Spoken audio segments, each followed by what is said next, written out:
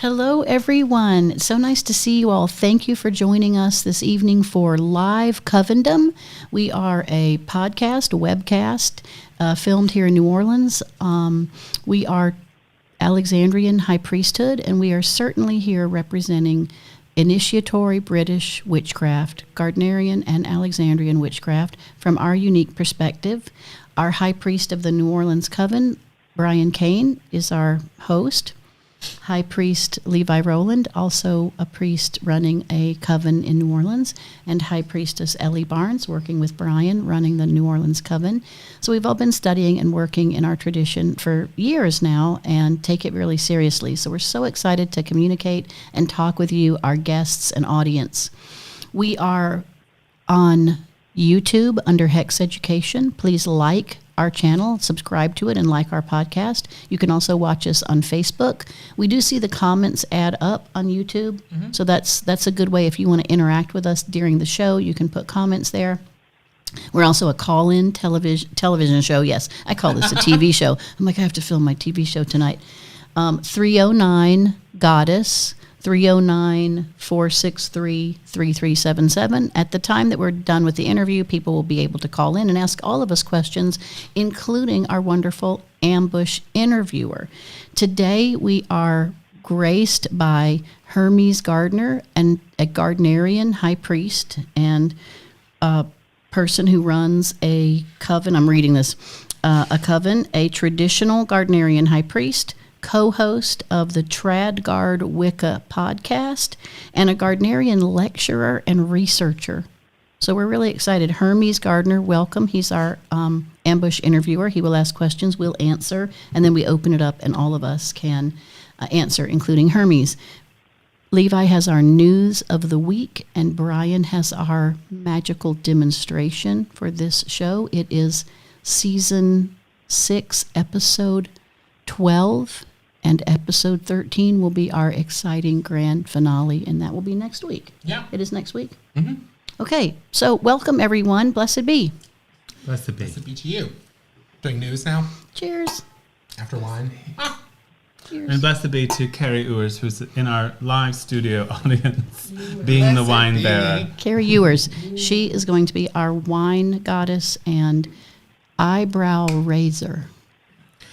If we get out of line, especially me, Carrie, you give me the eyebrow, amazing. Okay? I do see comments. Thank you so much for all the people coming in and watching us. Hey, guys. You can put questions in the chat. They'll be answered once we're done with the interview. For the news today, I don't have a ton. The big one is, obviously more political, which I'll get to at the end. But as for something a little bit more magical, there is going to be a planetary alignment that is pretty unique that's happening near the end of this month. I think, Ellie, correct me if I'm wrong, my research is the 28th is the best from our area. Isn't it all the planets, too? It is, but I think you can start seeing them getting really close now. They're very close. Today's right the now. 26th, and right? they will Yes. continue to be close into February. Yes. But it's a really cool planetary alignment. If you have a star tracker app on your phone, you can go out and find them, and you can actually see it happening visually. It's very cool.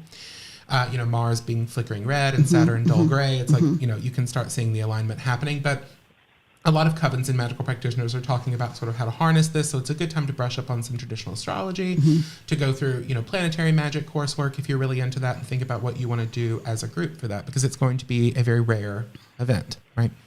The other thing is there was a new discovery related to the Anglo-Saxon discoveries. This was in a couple of outlets recently that is sort of changing how we think about the Anglo-Saxons, so you can do a little bit more research on that. This is a pretty big deal because we don't have a lot of information about Anglo-Saxon life. We do, but it's much more limited than certain other cultures that have They impacted. didn't have hieroglyphs. Yeah, they didn't have hieroglyphs. They weren't etching it into stone, right?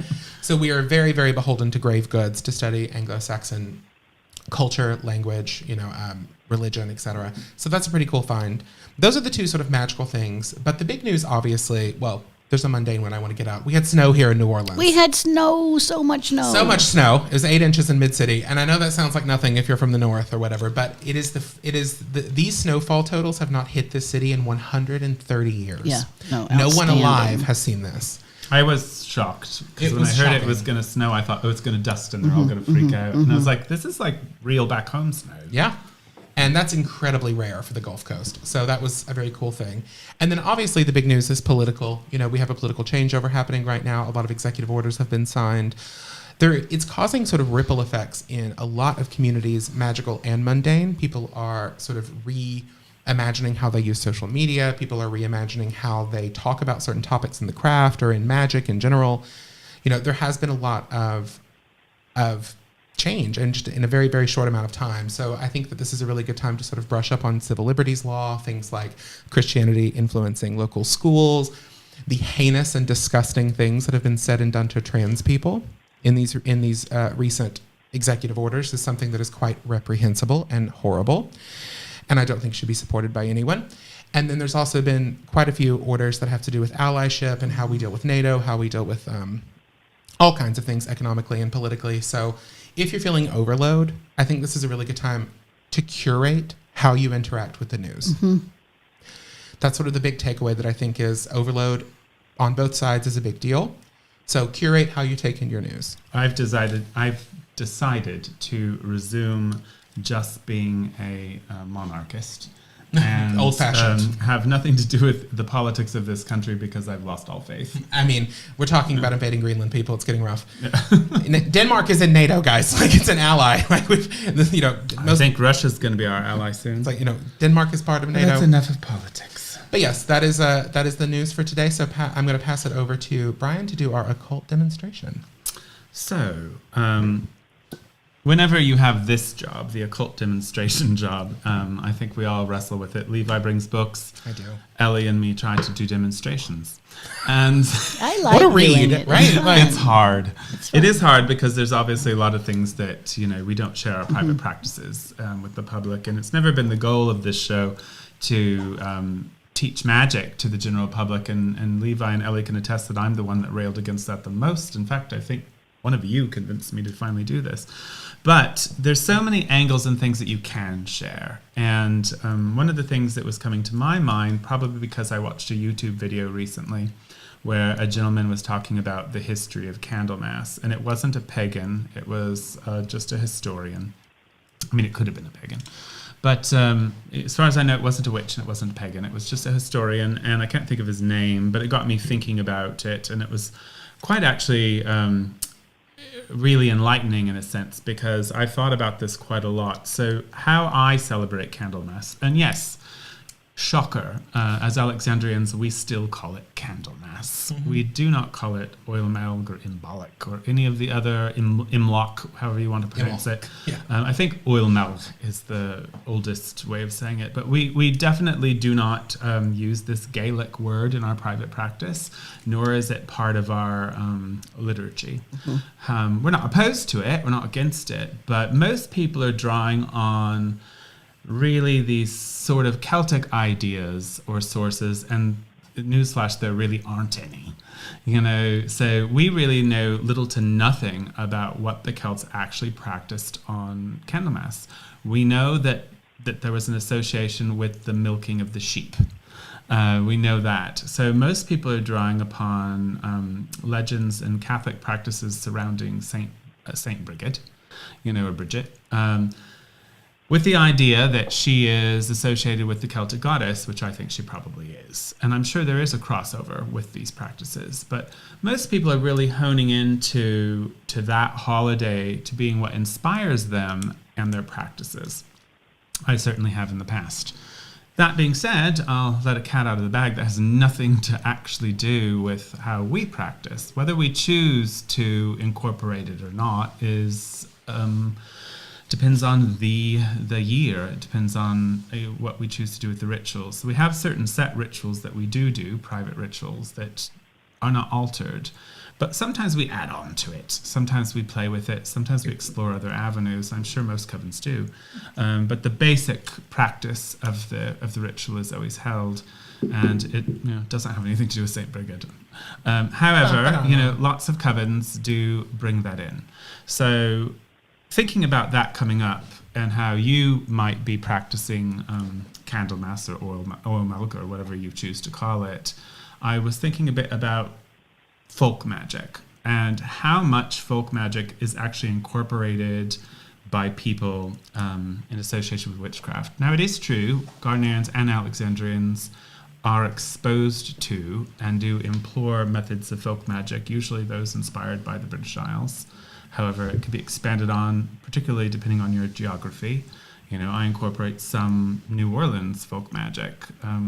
Folk magic isn't necessarily my primary mode of apparatus, but it does happen, and whatever works.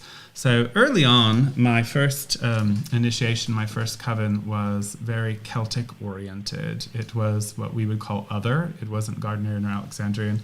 It's what now would like to style itself as traditional witchcraft.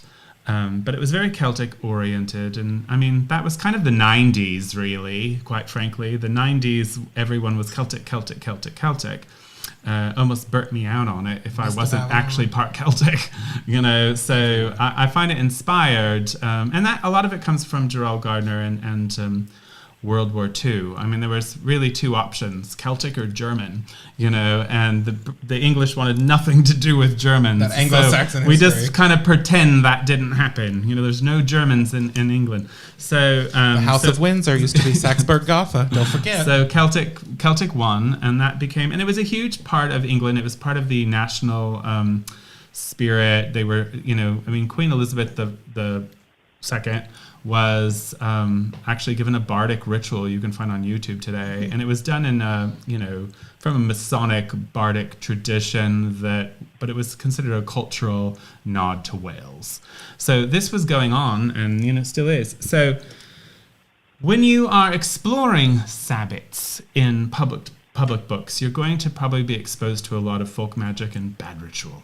But the folk magic it is important. It is a part of our heritage. And one of the things that's most associated with Candlemas is this wonderful piece here, which we call Brigid's Cross. And Brigid's Cross is not only iconic, known to most witches. If you go to Kildare, which is the birthplace it's the cult center of Brigid, Saint Brigid, and possibly the goddess Brigid. You've been there, haven't you? No. I'm not in Kildare. So when you go to the center of Kildare, there's a massive statue in the middle of Saint Brigid, and there's nothing Christian about it. She's holding a fire, and you'll see these everywhere.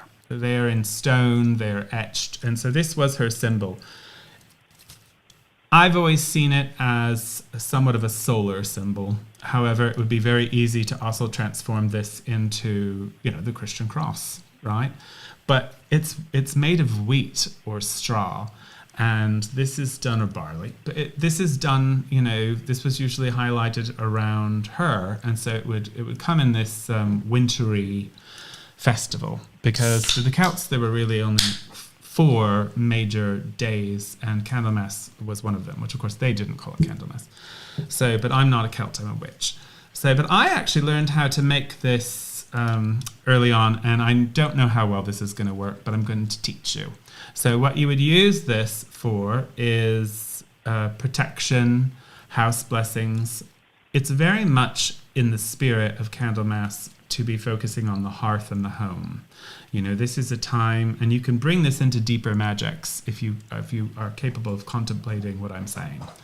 That if you bring this power is about purification and restoration of yourself and your loved ones. If you'd survived this long within the winter, the good chances you were going to live to the summer, because the Celts really only acknowledged 2 seasons, summer and winter, and this would have been the middle of their winter for them. Mm-hmm. So if you made it that far, the promise of summer, you made it halfway, you didn't die yet, and you still had enough food.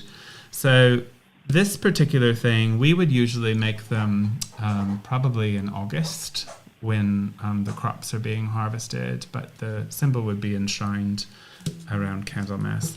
So I don't know how well you're going to be able to see this. Move your hand. You can't function with that there. So this is actually very easy. And I would encourage you to explore wheat weaving if you're interested in that sort of thing. And also this can be transformed into knot making, because these are arts that they exist that could be used for magic. Also they're art, and it's lost art. Wheat weavings are very fascinating. I know how to make 2. So you take the wheat. Now, traditionally you would just harvest it and make it while it's fresh. But if you have to get it dried, you have to soak it in water for 10 to 24 hours so that it's pliable again. So if you try to do it with dry, you can do it with dried, but it's not going to work out well. So you start out with your 2 pieces of wheat, and I don't know how well this is going to work because I couldn't get wheat and it would have been dried anyway. So I'm trying it with cocktail straws. They can be able to see this. So you just start out by taking 2 and you just fold them like this. And then you take the next piece of wheat and you fold it again. Then you take the next piece of wheat and you fold it again. All right, see what I've done? This process just continues. This is all you do. It's not hard. Fold it again.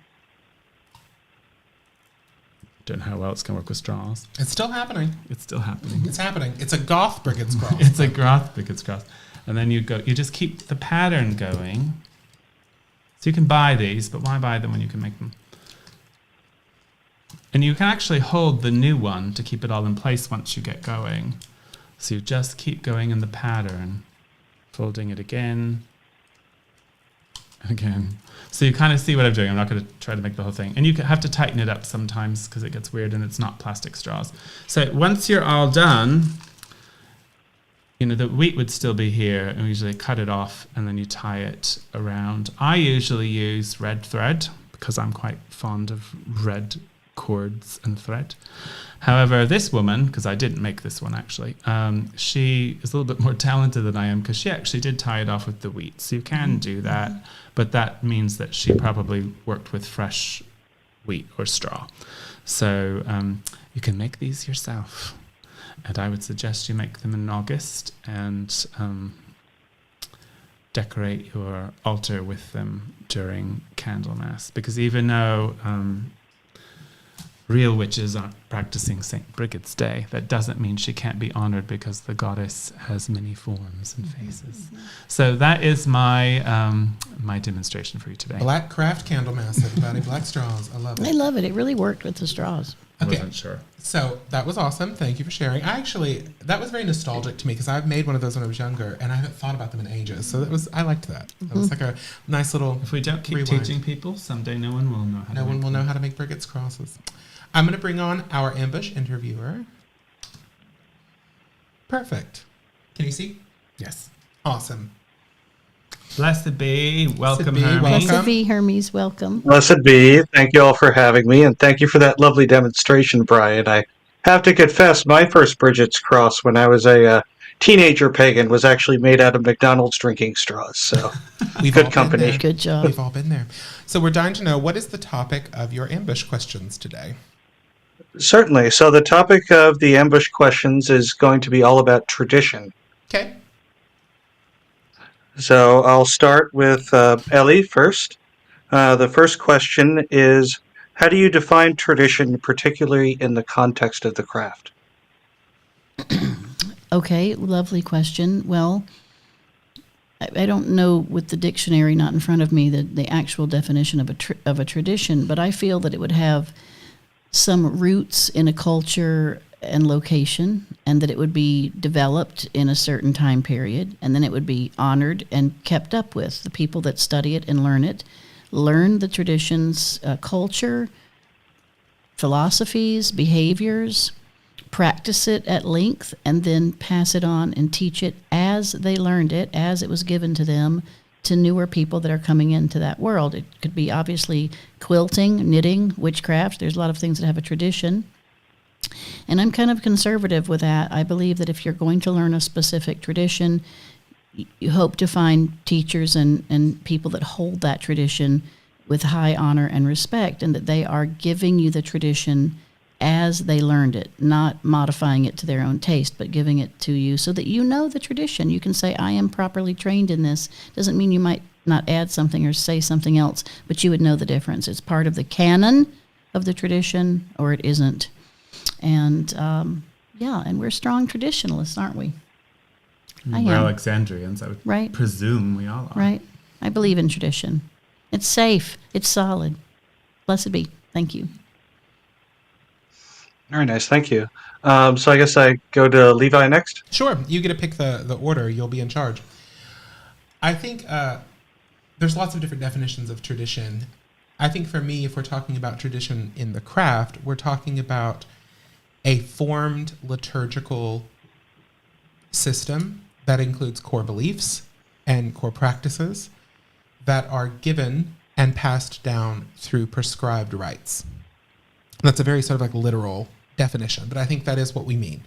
To Gardnerians and Alexandrians and other traditions as well, that is what we mean. The OTO has its own, initiatory system, and there's lots of different lineages that have initiatory systems, and the Masons have initiations, hell, the Mormons have initiations, to be honest. That is what we mean by a tradition, is that which is given and passed down. So I think it is the cumulative wisdom that is passed, and also the praxis and the belief that is passed as well. And then, Brian, do you have any thoughts on this? Well, yes. Tradition and craft is what we're talking about, obviously. So tradition and craft, it comes down to a few things. So obviously, this doesn't belong to any of us. The Alexandrian tradition doesn't belong to anyone here, and the Gardnerian tradition doesn't belong to you. Now, we may be kissing cousins, but there's going to be some things that are different. And in the Gardnerian tradition in particular, you've got these different lineages that we're tracing through the different matriarchs, as you're well aware. But our audience may not be. This could include Eleanor Ray Bone. This could include Monique Wilson. This could include Patricia Crowther, Eleanor, all of the different people that were trained by Gardner who could have absorbed different forms of information, interpreted things differently, etc., etc., etc. Alex and Maxine Sanders interpreted it differently, ran with it in a different way. So you have these various versions, and as time goes on, we must be aware that there is the ability and the possibility that things could be twisted and corrupted or changed, and that the student, the unweary student, doesn't realize that they've been sold a bag of bad goods, so to speak, that what they're doing isn't what Alex Sanders did or isn't what Terrell Gardner did.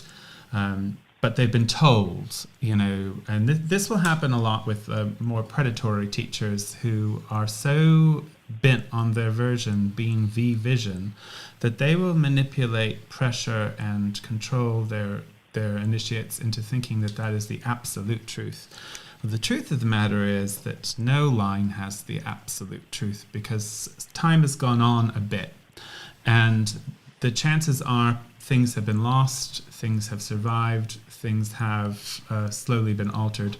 So I was actually on another podcast as a guest with some Alexandrians, Kerrigan, and I can't think of the other. Jamal. No, he's not on the show. The other one. I can't think of his name. But anyway, it was there I sort of like had this word come into my mind. I'm okay with variations. Where I object is deviations, intentional deviations, and myth making. Without getting into specifics, there's a lot of myth making that goes on. You can have Gerald Gardner or Alex Sanders actually say something in print, and you'll still have people say, "Oh, that's not really true." And it is true. But the myth making goes on, and so they will just bin things to fit into their own fantasy. So I think if you are a member of a tradition, whether it's Gardnerian, Alexandrian, whatever lineage you are, we consider ourselves Temple of the Mother, whatever lineage you are, you have a duty to pass it on as best you can, because when someone comes to you for initiation, they're not, hopefully, not wanting to be initiated in your way. They're wanting to be initiated in a tradition, a priesthood. And the methods and operations and beliefs are not, you're not the source. None of us are the source. It doesn't belong to us. We have an obligation to do our best. But there are going to be variations. And variations are fine. Sometimes they're better. Sometimes they're improved. They're highly developed. However, that's not the same thing as deviation, where you've changed something so dramatically that it's not actually that tradition at all anymore, and may not even be witchcraft. Blessed be. Blessed be. Thank you. Next question. I'm going to start off with Brian. Um, Given that Maxine Sanders is still alive, how important do you feel her contribution is towards keeping Alexandrians rooted in tradition? What importance do you place on keeping connection alive with elders of the tradition? Well, we only have two left, don't we? And that's Maxine and Patricia. So different entities on the same playing field. For us, Maxine's vitally important. She was the co-founder of Alexandrian witchcraft, and even though it's often attributed to Alex, she was his high priestess in the London Coven that formulated Alexandrian witchcraft as a established practice. For all accounts, Alex was initiated in 1963 by a witch in Derbyshire and probably received his further initiations from Pat Kopinski, but there are other theories. So regardless, Maxine was actually initiated in the Manchester Coven too. So when they were both initiated, the word Alexandrian had not been uttered. So Alex and Gardner both had something in common. Neither one of them were initiated as Gardnerians or Alexandrians. They were both initiated as witches. It's their followers that really, enshrined these labels.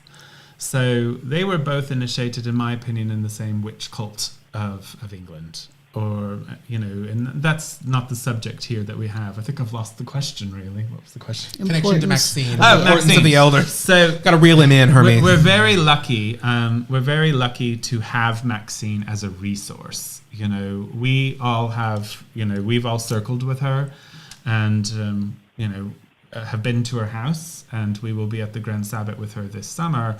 We are very blessed and lucky to have her as a resource, because sometimes she can clear up misinformation, and she's a real true priestess because she actually would be quite fine with variation.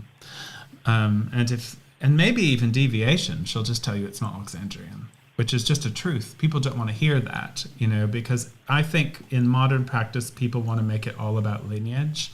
And perhaps it's my Alexandrian training that says that's a bit of bullocks, We're talking about practice here. We're talking about labels, and we're talking about how people do things. We're all witches of the book. And regardless of the myth making or the jabbing and the backbiting, we're all witches of the book. And so the book tells us how it's supposed to be, and if you really look at the differences between Alexandrians and Gardnerians, those differences aren't in the book, not the original book. I'm not talking about the hundreds and hundreds of pages added on by later people. Blessed be. That's my answer. Fair. Blessed be. Levi? I would agree with Brian. I think we're very lucky.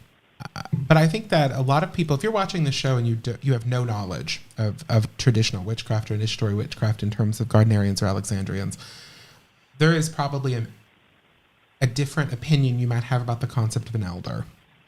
Witchcraft is a religion that thrives on autonomy, and it thrives on unique, free expression of the gods, service to the gods. So one of the things I've deeply appreciated about Maxine is she will tell you she is no pope, right? We really until you're excommunicated, sure. But we don't want centralized. Just kidding, Maxine. Of course, we don't want centralized authority. I think what I take from Maxine, and when I've been around her, when I've worshipped with her, when I've conversed with her, is I expect you to stand on your own 2 feet. And it can be an intense teaching sometimes. It's not always pleasant. It's very direct, because I think she expects witches to be witches. And so for people who are listening who are not, abreast about what we're even talking about in terms of initiatory craft, when we talk about elders, they're a blessing through their ability to share their wisdom, to explain traditional practices, to explain where things come from. But we don't have popes. We don't have a curia. But we do have a book. But we have a shared liturgy, right? We have a shared liturgy, and we have shared oral training that's passed down through our teachers. And I think that's what is so nice about it, is we are lucky enough to both have the autonomy and freedom to run our own covens and to be teachers in our own right. But then we have this lifeline to someone who has so much lived experience of seeing how that plays out. I think a lot of coven leaders think they're going to reinvent the wheel, and they'll come up with and then they'll hit a roadblock or some very difficult mountain that they need to climb. And I've heard Maxine teach sometimes and mention those things that I thought, oh my gosh, I'm going through X, Y, or Z. And then she'll talk and it's like, oh, that happened in the 60s. It's like, this is just a thing that happens when you get witches together. And so that collective wisdom is really nice to That was have. actually an actual conversation I was telling her about some of the things going on in New Orleans. She goes, this sounds like the 60s. I know. I mean, it's like, it's just nice to have collective wisdom. Like nothing's changed. There's nothing new under the sun. Yeah. Ellie. And Ellie? I love combining it with I like to call her Eli. Eli and Levy. We get goofed up sometimes.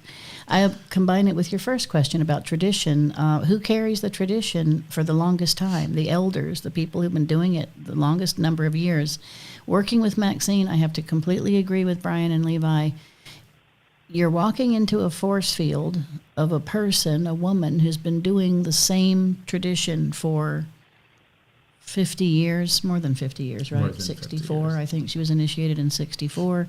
So I'm 60. I was born in 64. So 60 years she's been working a tradition. She's been growing it and helping to create it.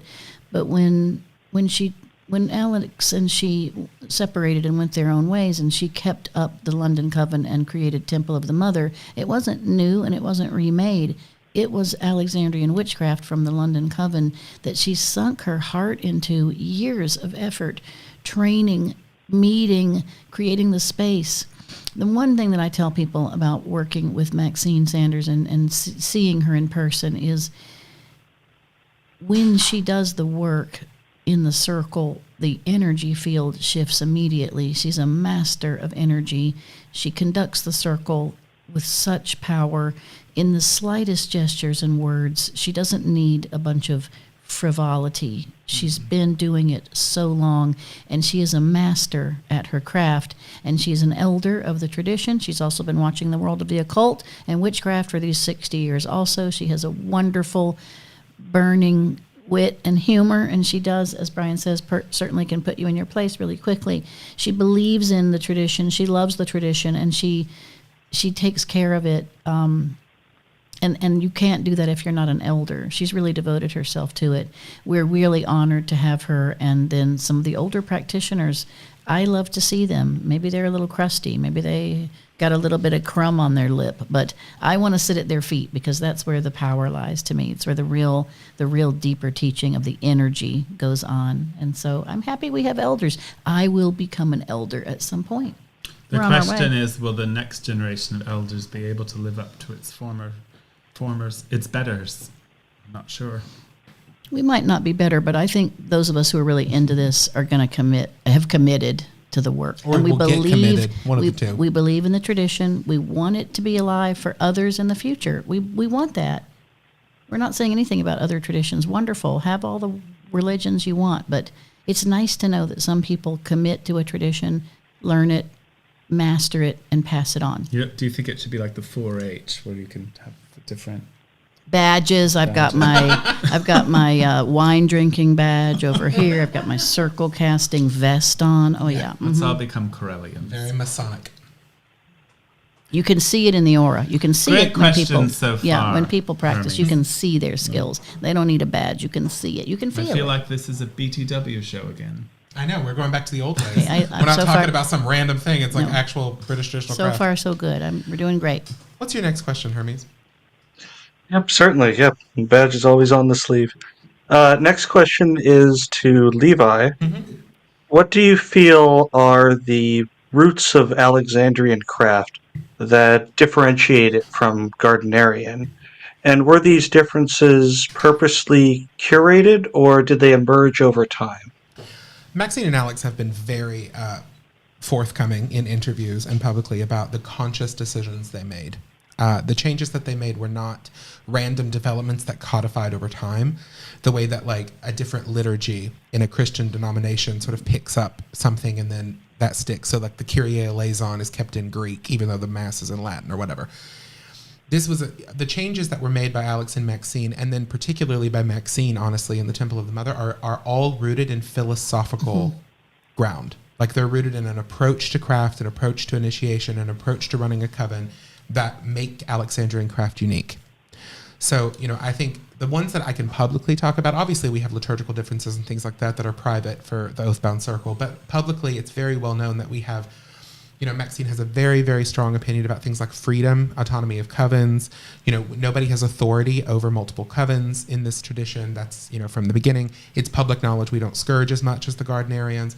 These are things Alex and Maxine have talked about, and when they've talked about them, because I've listened to their talks and read, their lectures and books, it's always rooted in this idea of, if it is a part of craft that we're not seeing linked to the power, and it seems to be much more sort of empty ritual, or it seems to be something that's about control, or it seems to be something just for the sake of doing it, like a mummer's play. Maxine has a very low tolerance for that. And so a lot of those conscious decisions are, I think, a sort of, not purification, because that sounds very like elitist and silly, but a different view of what the circle should operate like. And so I do think it's philosophical and not random. The biggest one, though, that I've talked about, and this is not something they've said, but it's just my own experience talking to Gardnerians for years and then being Alexandrian, is I think Alexandrian craft is a little bit more cosmic, a little bit more occult, a little bit more Kabbalistic sometimes. I think a lot of the Gardnerians I talk to are a lot more in love with that more earthed, approach to circle. They're very, very tied to strict nudity and all kinds of other things. And that's not to say one of them is better or worse. It's just a difference I've noticed over the years. A difference of approach, a difference of vibe, basically. But the liturgical differences and the training differences, I think, are very purposeful. Thank you. Yeah, being a Gardnerian, I have no concept or view of Alexandrian. I have no way to go about it, but I do know Gardnerian craft. So thank you for that. Yeah. It's always nice having that dialogue. So next question is for Ellie. Oh, yeah, we're still in that one. Yes, You we're skipped to still- Ellie. Oh, okay. We're doing it that way? Okay, Yeah. yep. So I guess we'll go in line up, Brian. What was the question again? Well, about No, it's is me. the It's me. oh, sorry. What was the question again? Rephrase the question you asked, Levi. Certainly, yeah. What do you feel are the roots of Alexandrian craft that differentiate it from Gardnerian? Were these differences purposely curated, or did they emerge over time? Both. Both of those things, I think. So Alex had a huge schism that everyone's aware of with Patricia Crowther. And don't get me wrong, I love Patricia. She's got some curls. I'm probably downline from her. She had a campaign against Alex Sanders that lasted for decades. And you can literally, and it shows it was very personal. Because there's not any other Gardnerian that's that vocal about, We know they knew each other. We know from a newspaper clipping that Alex had a painting of Arnold Crowther's in his possession that he used in a photo shoot. So they absolutely were in each other's lives. We know that he was in the Nottingham coven with Pat Kopinski, who we know was in Patricia Crowther's coven. And we know that Pat Kopinski wrote a letter to Gerald Gardner where she indicated they had communications, and that Alex and him had communications, and that this mysterious secret initiate Medea had communications with Gardner. So there's a lot of stuff that shows that there was connections. However, Alex had become the most famous witch in the UK. That's what happened. Gardner had passed, he became the most famous.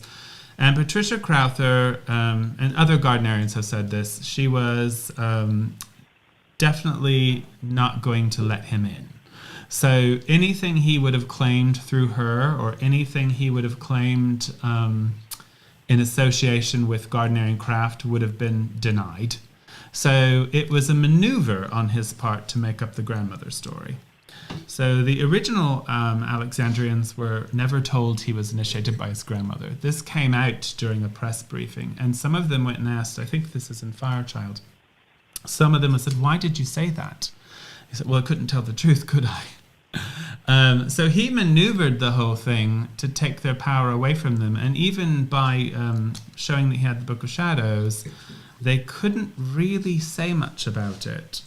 It was in Jamal DeFazio's book, which one? Well, one of his books, that a wonderful priestess, Galatea, who was in the London Coven, I think, might have been Bexhill, but she worked with Alex or both. She said that Alex, this was his maneuver. It was a strategic, intentional maneuver. So there was a dividing point at one point where it was obvious he was on his own. You know, he was on his own and we were on our own. We were the lost tribe of Israel. So it literally just, but it went on. So I think that some things were a product of circumstance and history, but I think other things were a choice. So it was very recently, within this last year, that I realized that the oral traditions that make the Long Island line different than the Whitecroft line, or the Whitecroft line different than the Alexandrian line, the oral traditions and training that make the differences, they're not in the First Book of Shadows. None of those differences are in the First Book of Shadows. Like, if you have access, and I do wonder sometimes if Long Island people know what the First Book of Shadows is, but I'm going to presume you do because you're a researcher. If you actually are working from Gardner's original works, or one of his 3 versions, it doesn't have those variations in there. It doesn't tell you. That's all oral. It doesn't make it not real. It's oral. So Alex didn't ever do anything that actually broke anything in the Book of Shadows. It was all by the book, and we still continue to practice by the book today. The things that we do different than some of our cousins, brothers, and sisters are oral or innovative. However, we have kind of said it's beauty, power, and freedom, and it's philosophy. So Alex would not reinitiate Gardnerians if they wanted to become Alexandrian, for obvious reasons. He felt like their witchcraft initiation was perfectly valid. So to become Alexandrian, you'd simply had to be trained in our methods and how we work in a coven. You had to join an Alexandrian coven without needing to be reinitiated. This shows that Alexandrian craft has always considered itself philosophical in how we practice. It's a bit like the Franciscans and the Jesuits. As far as changes are concerned, I do think most of those were Alex. I think Maxine's coven, the Temple of the Mother, developed further ritual, but I don't believe she made any changes to Alexandrian craft. I think that's something people say sometimes because they're trying to say, we're doing it Alex's way. No one's doing it more like Alex than Maxine Sanders. She was his star student. She was initiated by him. She was his wife. She was his high priestess. She has not changed Alexandrian craft. Covens develop rituals. So she certainly in her time on her own developed further rituals. I used to think that some changes were because of the Temple of the Mother, but I'm now of the opinion that that was just ritual development. Cutting off some of the corners. Sure. Yeah. Sorry, about you, long-winded. What came into my mind was I don't know very many Gardnerian witches, and those I do know are not deep personal friendships, and I don't have a way to compare realistically Alexandrian and Gardnerian. But she will have sex with an attractive one. Well, sometimes things like so that will have to I. happen, Levi right? won't Right. because No. he's married. He's married, but No. you're married too. Yeah, but Oh yeah, we forgot that. I'm not a Puritan. But here's my experience in my exposure to the Alexandrian material, because I had a lot of previous studies in Western esoteric traditions, Hermetic philosophy, Kabbalah, etc.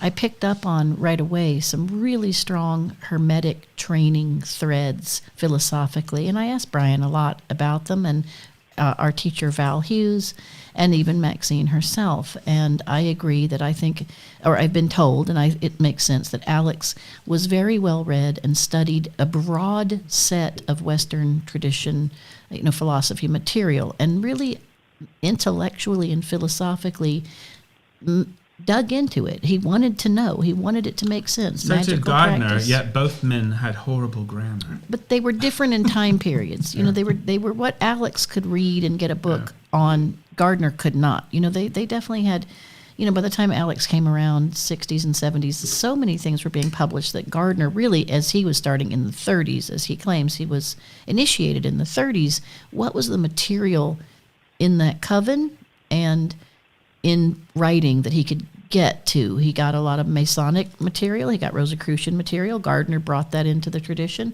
I think Alex continued to study those themes and looked for consistency. I find, as I've said many times on the show, I find the Alexandrian tradition to be a complete Hermetic tradition that allows one to do the great work in ritual, in internal Hermetic work, in philosophic work.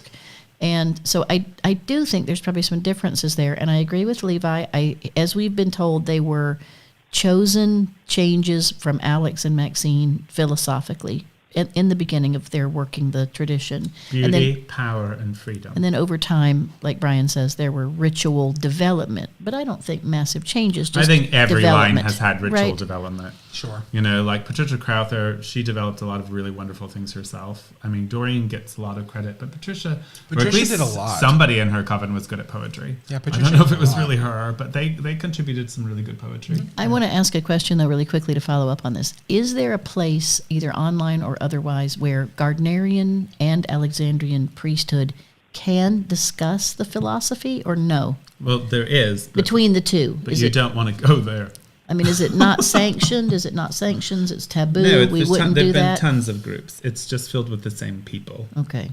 So in a perfect world, we would all get along very well. But as Alex said, witches are a quarrelsome lot. Because And that was Alexandrians before the internet. and Gardnerians are both initiated in the Not all in the system. Gardnerians consider us valid. though. Okay. Some do, Okay. some don't. So that's what I was really leading to. That's Do we? variations? It's not assumed we fit together, No. not individually. It 'Cause depends on the Gardner. I would Depends love on to the people. see. I would love to see those conversations in philosophy develop and grow. But I understand there's differences in personalities. But We totally just went on a Also- train That's my answer. But because it's of a your great Hermes. question. It's also, a great like question. you're with me, and I'm like one of the craft antichrists for some people. So, you know that Everybody's got to have one. It's not my fault. I'm pretty. What I'm is your smart, next question, Hermes? successful? Oh, you guys always mention those groups, and I always say, "Welcome to the Thunderdome." Right.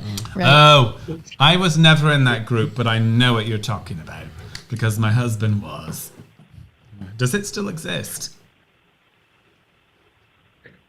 So, next question is for Ellie. Do you see your tradition linking to the natural rhythm of the Earth, Moon, Sun, and stars? Why or why not? Well, absolutely. It links to the sun and the moon. We do follow the ideas of lunar cycles and solar cycles. The solar cycles are the 8 sabbats. The lunar cycles are the full moon espits. And that's quite... I'm so proud that you said. I know, Sabbath. right? I did it on purpose. I got it right. So yes, the stars, now that's one of our conversations. I'm an amateur astrologer, so I'm always looking at the star locations or the planet locations just in my it's not in my craft. in my own It's not work, craft. personal development. I'm studying my natal chart and my transits and aligning a lot of my personal magic with my own natal chart. But that's not Alexandrian craft, and it's not done as part of the canon. So sun, moon, absolutely, the cycles of Earth, and I think probably more of it's geared towards the UK's weather. You know, being in the south, it could be 75 degrees on Candlemas, But and we're all there in shorts. Look what we've We're getting done. closer. We just had snow. We're Wow, so- balancing the seasons to the British. So yes to the Earth cycles, but they may vary. Like I know there's Alexandrians in Australia that have to do a completely different. And They have the flip 'em. same holiday, but it's a different weather than Do what we you would know have. they that flip there are 'em. Alexandrians? in They're Australia? flipped. They're Yeah, flipped. they're flipped. So Oh, I guess we have a couple. and why? Well, why? What is witchcraft? Witchcraft is, for me, I think, is truly an alignment of the individual person with the larger cosmic world, the cycles. I mean, we experience the cosmos in cycles. It's trying to connect us as above, so below, and link us spiritually and intellectually to the one, to the whole. And those are our markers. The sun, the moon, and the stars are our markers. The earth is our home, our mother. This is where we live. I think it's very wise to connect our tradition to the markers and the cycles of reality, of the cosmos. And we do it in Alexandrian craft. We damn sure do it. You damn sure do it. Yeah. I'm sure you do too, Hermes, in Gardnerian craft, I'm right? sure he tries. Absolutely, absolutely. rooting the tradition to external patterns such as the stars and the moon is how the tradition gets grounded and within the material basis. For sure. Brian? Well, I agree with everything Ellie said. Yes, absolutely. The answer to that is yes. Because I think that's part of what the Eight Sabbats really are, is that there's always been agricultural festivals. And even if you're not a witch and you're just practicing secular festivals, I mean, Christmas, Easter, it's a liturgical year. They're all connected to the Catholic holidays, which do have pagan roots because they adopted things based on what was already going on in their local. The Catholic Church was great at the genus loci. Yeah, redecorating. The sledgehammer. They are very good at contacting where they're at and recognizing where they're at. And the people weren't going to let it go anyway. So I don't believe witchcraft is folk magic, but I believe folk magic is absolutely the magic of the people. It's one of the historical arcs of magic that cannot be underrated. So I'd say that the earth and the rhythms of the earth and living in harmony with the earth is essential to craft, because we are, after all, a fertility cult, a cult of life, right? Yeah, I wouldn't add, to save us time, I won't add much more. I think that's, of course we're tied to it. Our liturgical year is based around agricultural cycles. A lot of which is trained in astrology. We use a lot of lunar magic. So, because the moon is a symbol and a token of the Great Mother. So, 100%.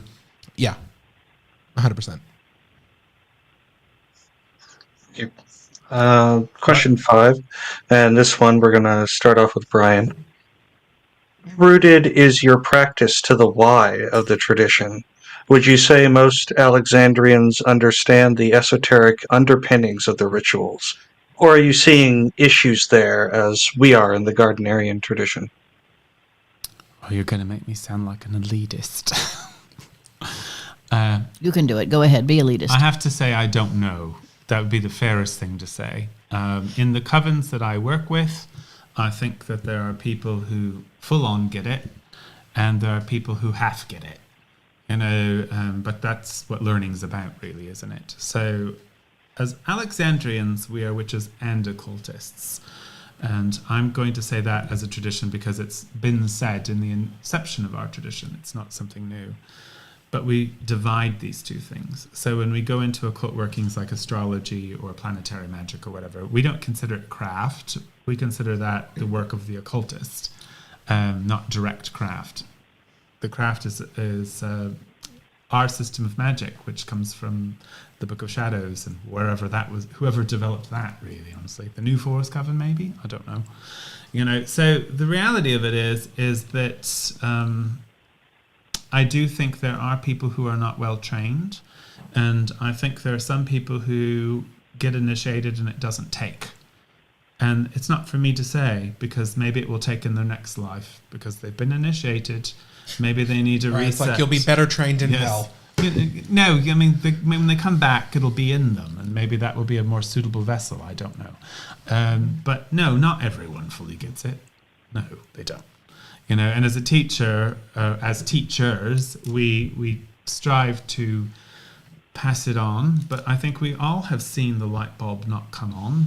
And sometimes we hope it eventually does, and sometimes it flickers.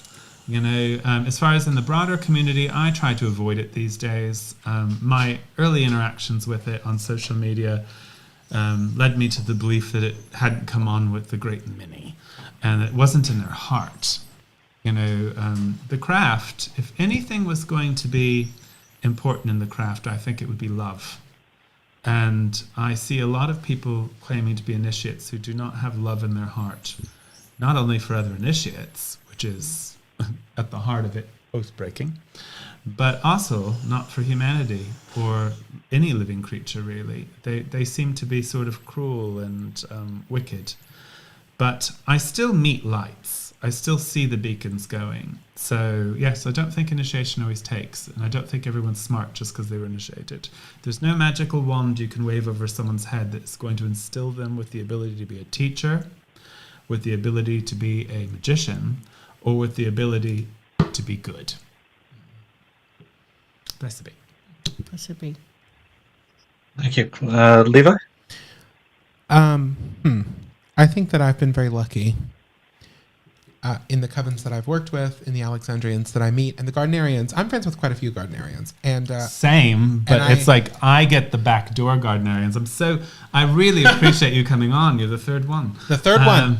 We've had some bailers because there's so much bullying that goes on. I know I'm interrupting you, but I'm on the first of all, the wine's kicked in.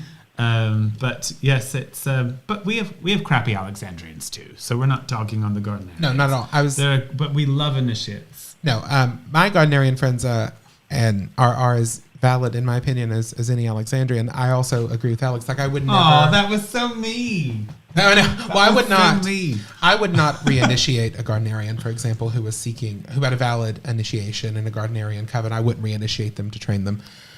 But I did, but the reason I did was because of the abuse. Well, that's But different. I told her she didn't need it. Yeah, you don't need it, but it's an option. But I wouldn't require it. I think I've been very lucky. Most of the initiates I've worked with, Gardnerian or Alexandrian, have been very interested in the deep mysticism at the heart of the liturgical practice of craft. I do know that there are people who have a much more sort of it's all spicy psychology kind of view of magic, or they think that craft is a sort of thing that they do only in a circle, and then outside of it they can do whatever they want. I see those, but frankly, I think so. Like the gods will sort out what they need to sort out. I'm not interested. Kill them all. God will know his own. God will know our own. But I'm not interested in sort of policing it in any way. And I also will say, I think that I've been able to grow over the years to realize that a lot of the people who, at first glance, I might think, oh, you don't get the real esotericism here, or you're doing a completely exoteric, this is all spicy psychology kind of thing. The more I've opened myself up to actually listening to them instead of like, because I'm going to be honest, I can be a little knee jerky about this and sort of be like, oh, this is not what I'm into. Like when I hear the whole Jungian sort of like answers or whatever, I can immediately shut down. But I've tried to train myself to be more open-minded, and I have actually had really great conversations where I'm like, oh, you do get this. You're just framing it in, continental philosophy or whatever. You're framing it in some Schopenhauer, Hegel kind of thing, as opposed to Neoplatonism, which is fine. Not everybody wants to sit around and read Old Greek all the time, and they were not the only fonts of wisdom in the world. So I think when I've opened my mind a little bit more, I've really been able to see that in people, as opposed to my initial knee-jerk reactions, which I like I said, I'll admit I'm very guilty of. Oh, you don't take this seriously or whatever. And then when I have those conversations, you weed them out pretty quick. Some people do, some people don't. But different frameworks, different views, that's fine, as long as you get that sort of heart of practice that I think people can share if they've been in circles. Okay, we've got to be quicker with our answers Okay, now, really I want quick. to get him on too. Really quick. I had exposure, in the 80s to different Wicca I was from Northwest Florida, which were pagan groups. And I'm a snob. I said, well, this is a lot of, and I've been publicly online saying it's a lot of shopping and eating and dancing with flowers. But it doesn't have any real philosophic depth. It doesn't have a philosophic structure. And I always thought, just from my general reading, that Gardnerian and Alexandrian witchcraft would include the philosophic. I know it's a strange sound. Underpinnings. They would include those philosophic underpinnings, which I was hungry for, because I have a philosophy degree. I want to study the underpinnings, the ideas, the systems. And I understood that was more likely in Gardnerian and Alexandrian craft. What is that squeaking noise? They're working on a building. Oh, sorry. If you hear that, Hermes, it's somebody working on a building. And it does seem to be true that I have been given the opportunity to really dig into the philosophy of the tradition. And I appreciate it, because I don't think it's everywhere in witchcraft. I think it's not as common as you might think. And there's a lot of junk out there that you get the knee-jerk reactions to, and you think, oh, God, I don't want to do this or have these conversations with these nitwits. But I try to be open and loving and help the nitwits find the way. I love the Hermetic and the philosophy structure. That's why we're there. We want to go to the deep space. We are actually very kind people. I love that Just you think not that about yourself. in our heads. Okay, that was my fast answer. We're learning new things about each other. Question number 7. Is Last it 6 question, or 7? and then we bring it on. So let's try to be quick so we give him more time. All right. We're Okay, last very question. long-winded. Let's see. We? We live in a postmodern age where everything is relative and there is no absolute truth. How do you see the Alexandrian tradition navigating in such an environment? And by postmodern age, I mean you can do your own thing, it doesn't matter attitude towards modern paganism, which has unfortunately crept into the tradition based practice. Levi? Well, not to be combative, but I'm not a fan of the whole postmodern. We're in a postmodern age. This is, I was steeped in French philosophy for a large part of my life before I became a witch. So a lot of Baudrillard, a lot of Foucault. I walked away from that. It's not my thing. But I don't think we're living in a postmodern age. The great evils right now are not relativists. The people who are working great evil on this planet are rooting it in an ideology of being absolutely correct. They're not, nobody, Putin is not getting up on the world stage and saying, nothing really matters. So, he's standing up and saying, I have a righteous path for Holy Mother Russia, right? It is not, in my humble opinion, again, not to be combative, but it is, in my humble opinion, I think that relativism is not the enemy in the modern world. The enemy is surety. That is what seems to be wrecking absolute evil onto this planet. I hope this drilling isn't going to come onto the podcast. They're doing this at 7 o'clock. I hope they don't hear it. Yeah, they're doing construction at near us. 7 o'clock at night. So weird. But I think that's my pushback. And I think that it took me a long time to get here. Because, I'll be honest with you, I was somebody who was very formed in a sort of hatred of that of critical theory. I had studied it for years. I grew to hate it. I became very, very pointed in my critique of it. But I've come full circle now, and I try to be a little bit broader. I don't think that the craft, first of all, is a place where we hold absolute ownership of the truth in the same way that the Catholic magisterium thinks that it does, or in the same way that the Mormon temple thinks that it does. The quorum of 12 apostles or whatever in Salt Lake City. We don't agree. We don't. I think we hold certain truths. The book is the one thing. I know I'm stepping on your turf. You are, but that's fine. The book is the one thing that exists. I'm not interested in a crusade. I'll just be frank. I'm not interested in purity. I'm not interested in compromising my ethics for a religious purity test so that I am more traditional than anyone else. I know my craft very well. I'm very devout. I've served at this altar for most of my adult life. I sacrifice a lot of my life to teach within it. And the people that I see grow and thrive in this craft are going to push back on some of the teachings. I trust the gods. I trust myself. But I'm not, I used to be a purist. I used to be an obsessive purist. And I think as I get older, I'm more interested in seeing the light of the gods shine through my students than ensuring that they would pass a litmus test anywhere. Powerful. Absolutely. Bang. Brian? Well, Levi and I have a lot of philosophical conversations about this sort of thing. So where I'll agree with him is that we're talking about, if you're talking about a person's development, right?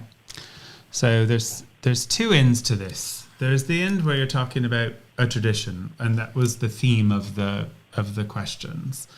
This can be hard to be short-winded. I'm going to try.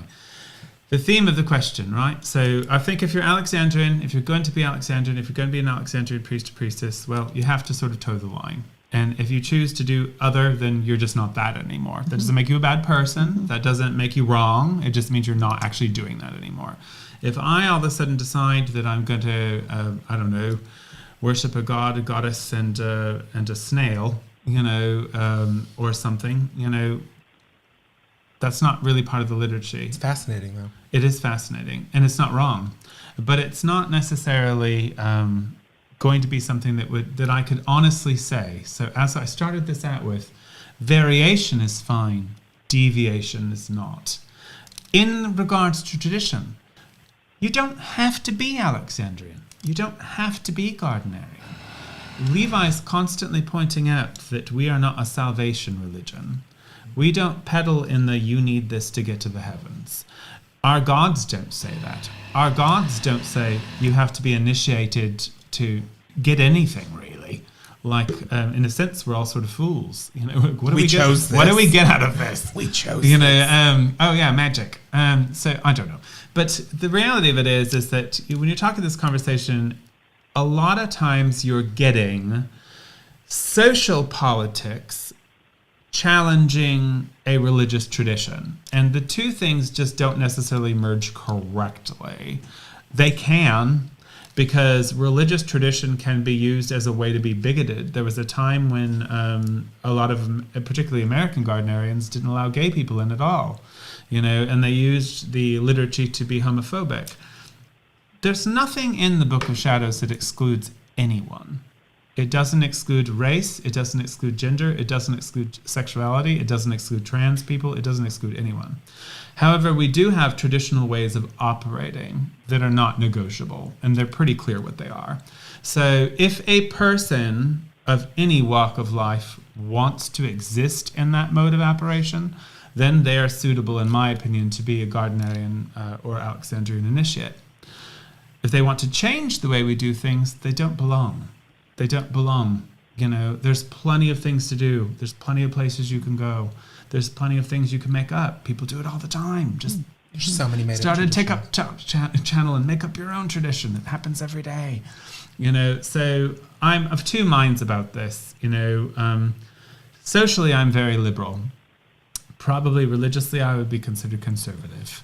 You know, but it's because these things don't necessarily equally cross. And sometimes there are people, I know you don't like this, but there are people on the left who feel like they should be able to regulate religion and make religion, any religion, be on that social status.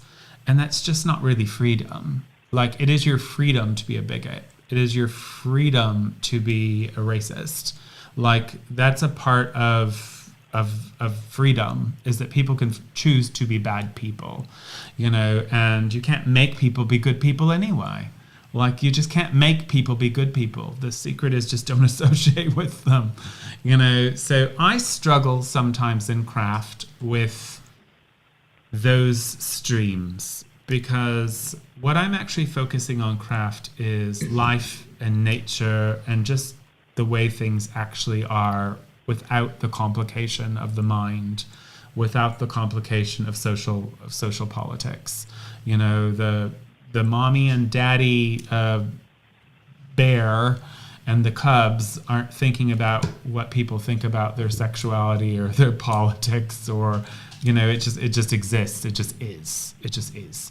And that's the way that I approach craft, is we're kind of aligned with that. However, there are things that do exist that weren't addressed, you know, and so that leaves us with the idea of how do we navigate it, and how do we navigate these situations.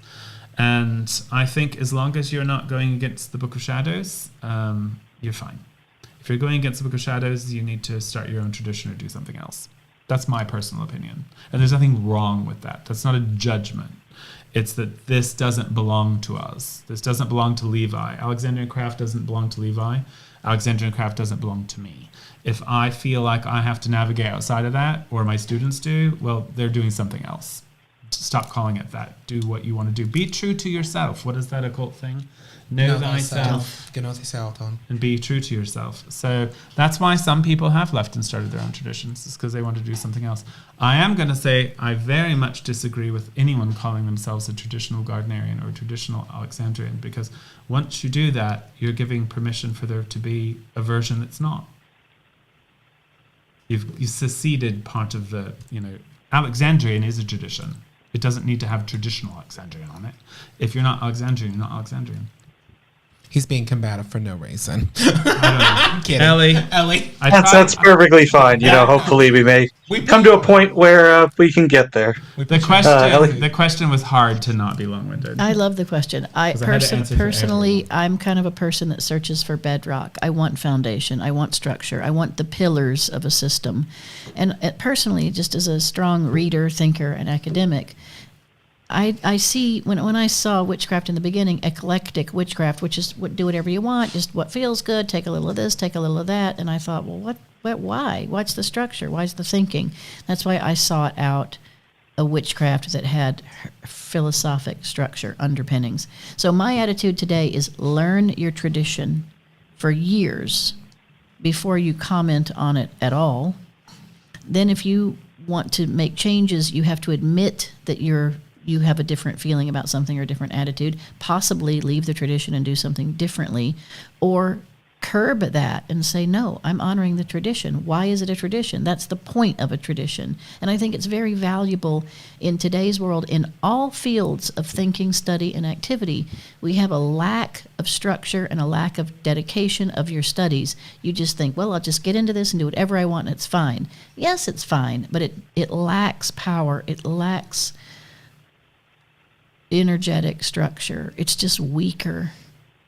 So I'm a fan of trying to find the tradition and learn it and do it solidly and then review it, not start off by changing it and becoming eclectic. It's just like a soup with everything peas and tofu. It's I don't want soup with peas and tofu. We're now going to invite you onto the panel, but I want to kind of close this conversation off a little bit because it was a great show. I think that there's, as initiates, there's stuff bubbling under the surface of this topic that didn't actually come to light, which is fine. That noise is going to It's crazy. What are they doing? I don't know. They're sawing It's bodies like apart. 7, yeah, probably. This is still a mafia neighborhood. Sounds like chains and handcuffs kind of too, Good for them. Here's the thing. This has been my slogan for myself and others for a while, and I don't know that it'll get to anyone, but this doesn't belong to us. Right. We don't get to change it. Right. Like, be in it or don't be in it. It doesn't belong to us. Right. That could sound, because who gets to make the change? Now as a witch, you can do whatever you want. You can go do whatever you want. That's where the autonomy comes in. But I think to use the label, you've got to be honouring the work of Gerald Gardner and Alex and Maxine Sanders. The rest of them are all negotiable. The other elders are negotiable, but those are the founders of these two traditions. And so one of ours is still alive, so you can check up with her, which is a thing. But even Patricia Crowther, she wasn't a founder of Gardnerian Craft. She's somebody that came later, much later, really. So, still, if you can talk to her, which, some people say they do, and I don't think it's true. So I want to remind everyone, I see your comments in the chat. Hermes can answer questions as well now as we enter into the last part of the show. We also welcome call-ins. It's 309-GODDESS, 309-463-3377. I want to remind people there's a screening process. So you will have to answer a couple questions at the beginning. We get that speech to text, and that way we can bring you on. But there were a couple of questions, and we'll pass one to Hermes while I go through a couple more. And this person wants to know, Hermes, do you have any plans magically or coven-wise for the planetary alignment? I do not. I was going to mention it to my initiates, my coven. See if we can do something when it happens, at least using it as a delving into the astrology of it, and using it as a good way to talk about the planets, planetary hours. One of our initiates is actually pursuing metalwork, and so I was thinking that'd be a great way to tie that in with, okay, well, here's how you can imbue an object with certain properties given the time and hour of its construction. Excellent question.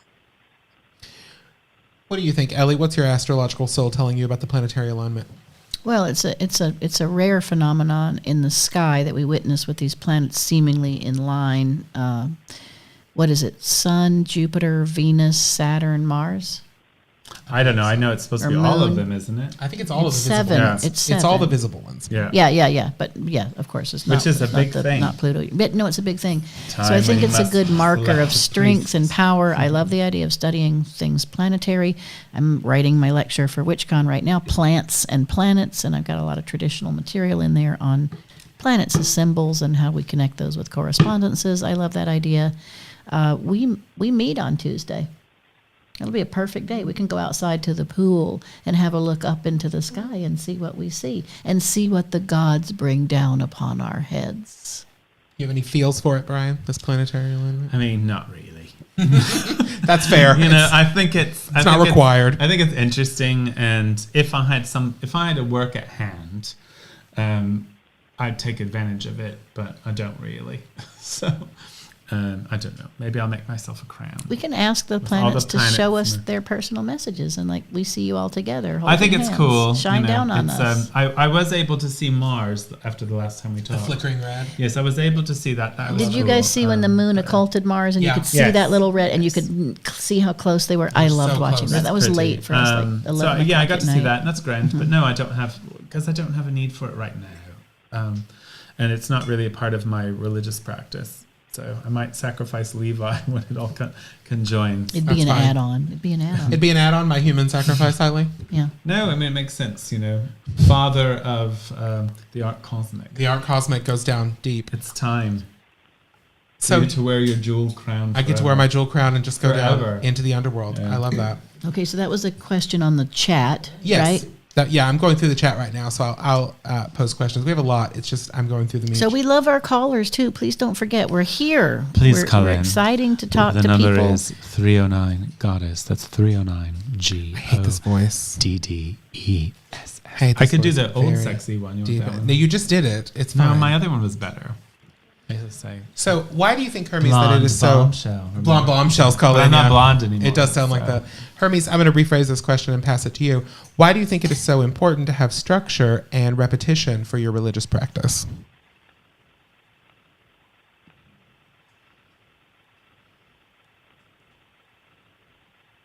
So I'd answer your question with another question. What do you mean by structure and repetition? I think they mean because your topic was about being within a tradition that has like a form of doing things, a way of doing things, a set, group of teachings. Why is that important to you as a person?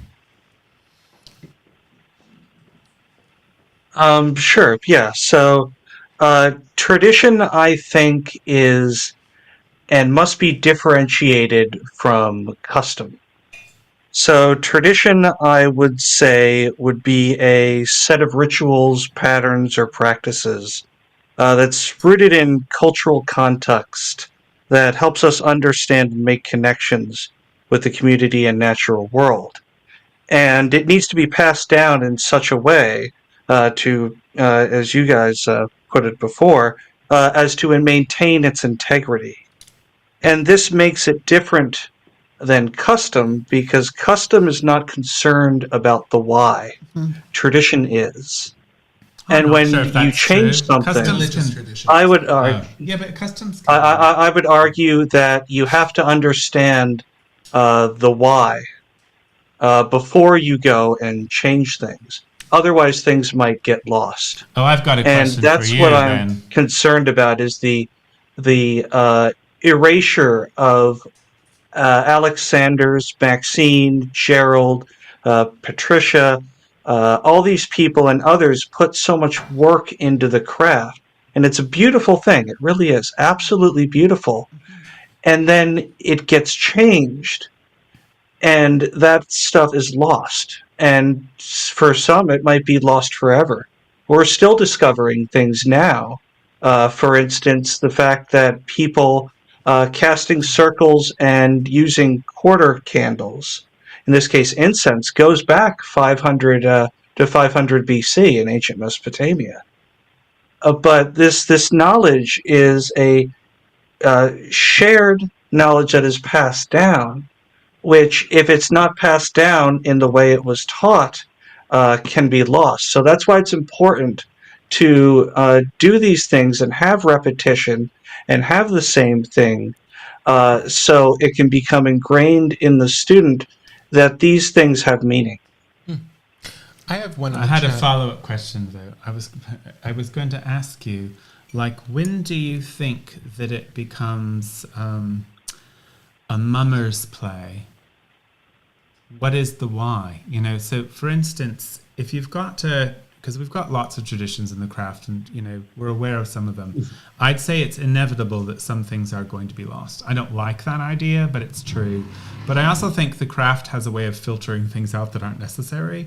So I'm going to trust the higher powers to be like, if it's meant to stay, it's going to stay. If it's meant to, The reason why I believe in the craft is the fact that it's still going on. You know, where's Robert Cochrane's people? Where's Charles Cardell's people? Where's Sybil Leek's people? I mean, they were all part of the religion of witchcraft, but Alexandrian and Gardnerian craft thrives in Western civilization now. Not as much as we might like, but, you know, to some degree, it does. It still exists. So when is it that you were separating custom from tradition?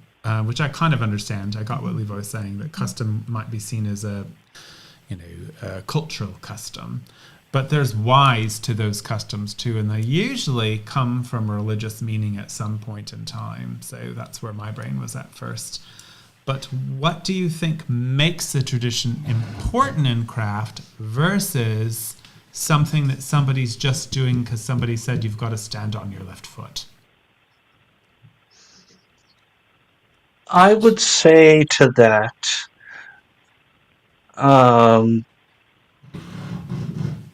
that there should be a esoteric underpinning to what we do, as opposed to someone just making something up without context.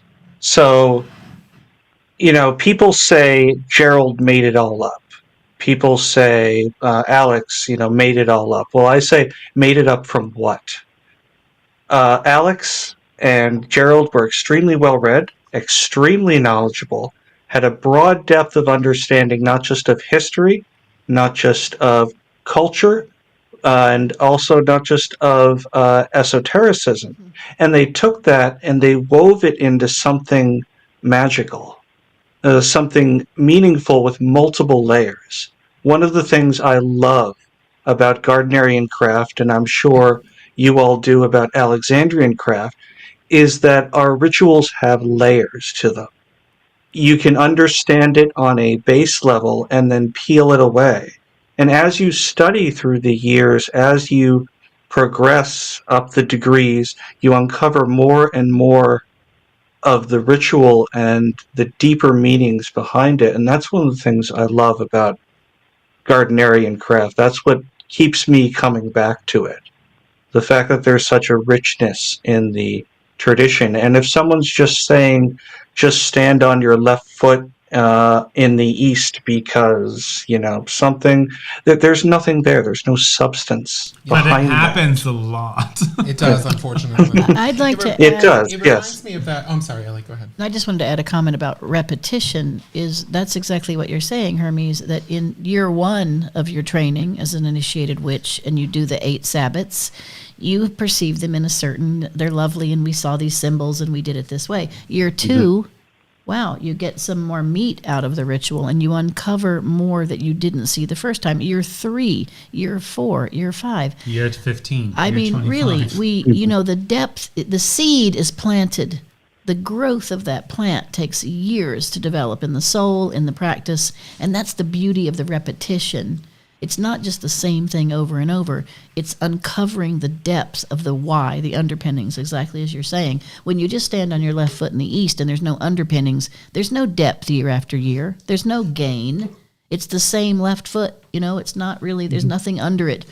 So I think the repetition's really important. You get more out of it. I think the really simple example of this that you can use that a lot of people would know is the Catholic who goes to Mass and dips their finger in the water when they walk in. For a lot of people, they do it because Grandma does it, right? That's just what you do. Right. But the real meaning is... That would be a custom. But the real meaning is it's your baptism. It's to remind you of your baptism. So devout Catholics, when they dip their finger in, there's a connection to the baptismal vows, right? So like... Blessed be. It's like that's the thing, right? Like it has meaning behind it. Yes, and it should. Religion should have that. So we do have a caller. Oh, yay. The phones work. They do. Hi, is this Dolores? Yes, it is. Thanks for taking my call. Of course, Dolores. What's your question? Okay, I actually had 2, but the first one is considering traditions and the ancestors of initiatory crafts such as Gerald and Alex, do you ever work with these ancestors to increase your magical power or the coven rituals? So like passed on ancestors. We'll give it to him first. Hermes? Sure. When we're talking, are we talking ancestors in general, or are we talking specifically like She's asking if you Gerald used her and own. Alex? Yeah, Yes, ancestors of the craft. Yeah. I do not. I find Oh, that when I'm working with the ancestors of the craft, that's when I'm doing my research into the rituals.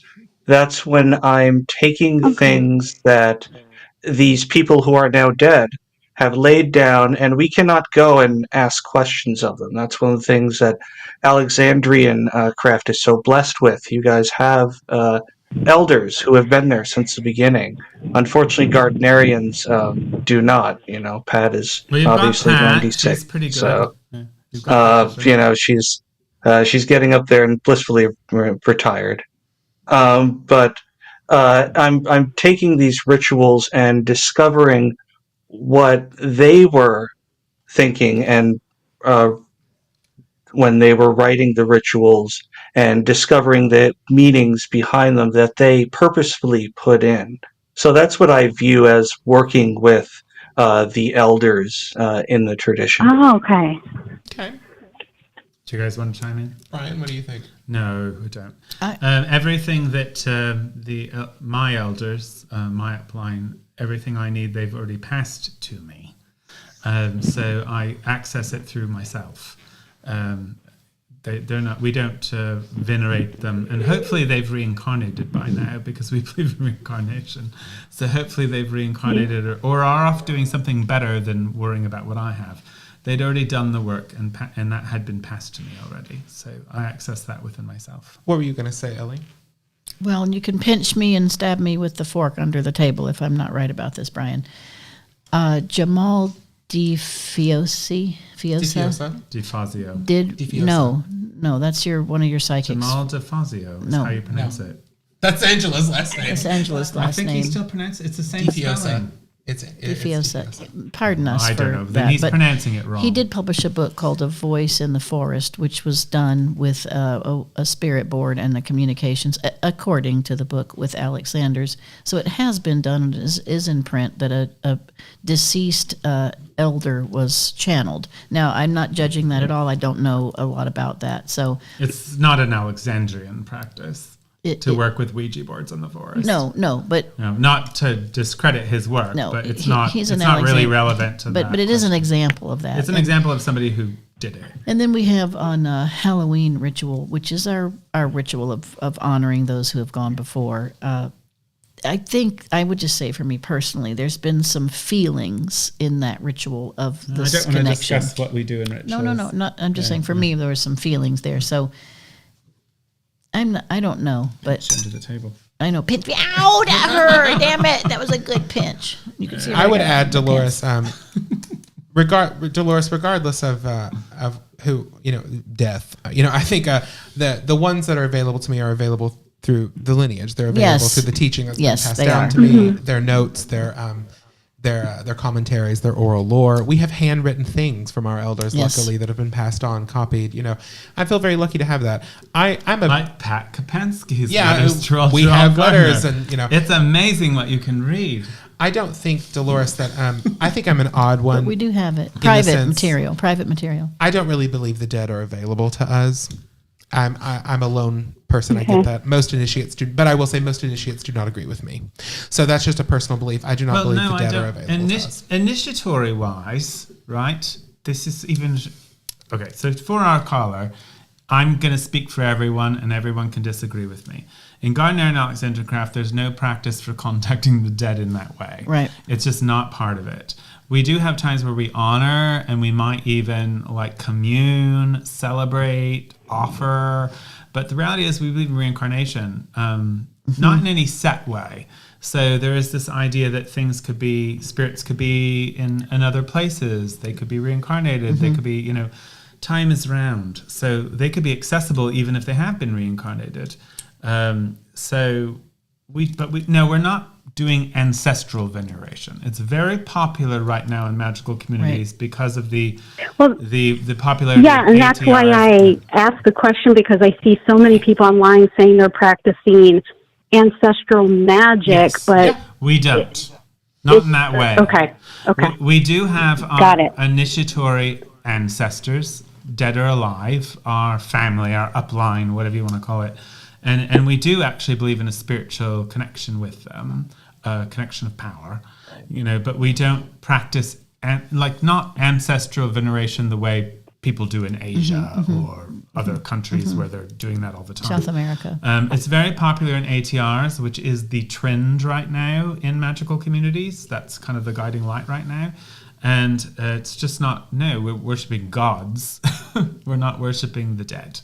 So, but, witches sometimes are mediums. Witches sometimes believe in other things. Yeah.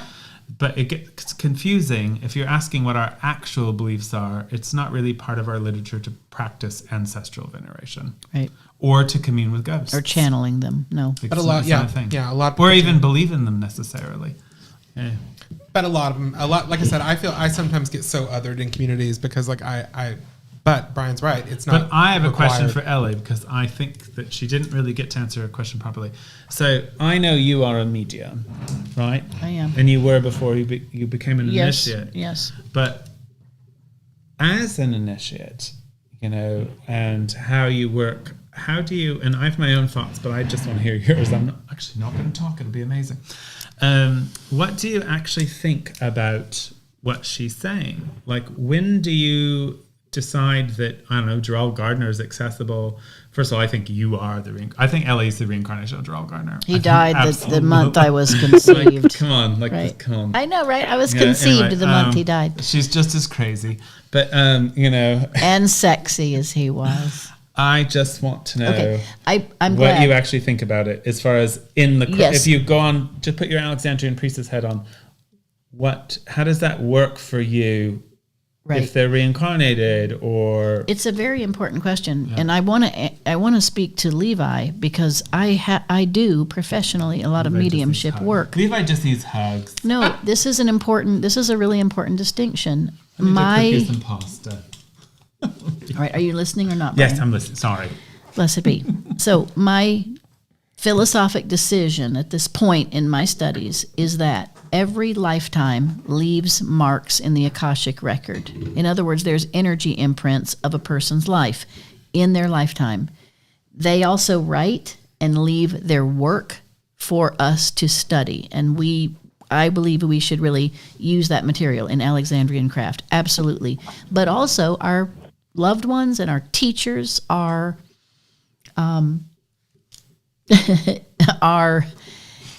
their work in a specific lifetime is imprinted in what we call in the Hindu term the Akashic records, or theosophic term Akashic records. So I believe as a medium we're accessing that material because I believe in reincarnation, and I don't think you can just talk to the soul as if it lives once and dies and then it's in a heaven state where we have access to it. So I don't think Gerald Gardner would come back down as Gerald Gardner and start conversing with us. We may open a door to understand his work in his lifetime as a witch better, more fully, and we can access his energy print. But I believe in mediumship, and I will get pushed back on by all the mediums and friends that I love dearly who do the work professionally, that they are contacting that person in that lifetime. Yeah. I just don't see it's how it's possible. I just want to point out, would it not be amazing if Ellie was the reincarnation of Gerald Gardner? And she's now Alexandrian, asking me not to pinch her under the table. Don't pinch me under the table. The irony. Dolores, that was, we went down a rabbit hole with your question, but that was a fabulous question. Thank you so much. It was a really good question. It was a great question. Thank you so much, Dolores. Did you like my answer, Levi?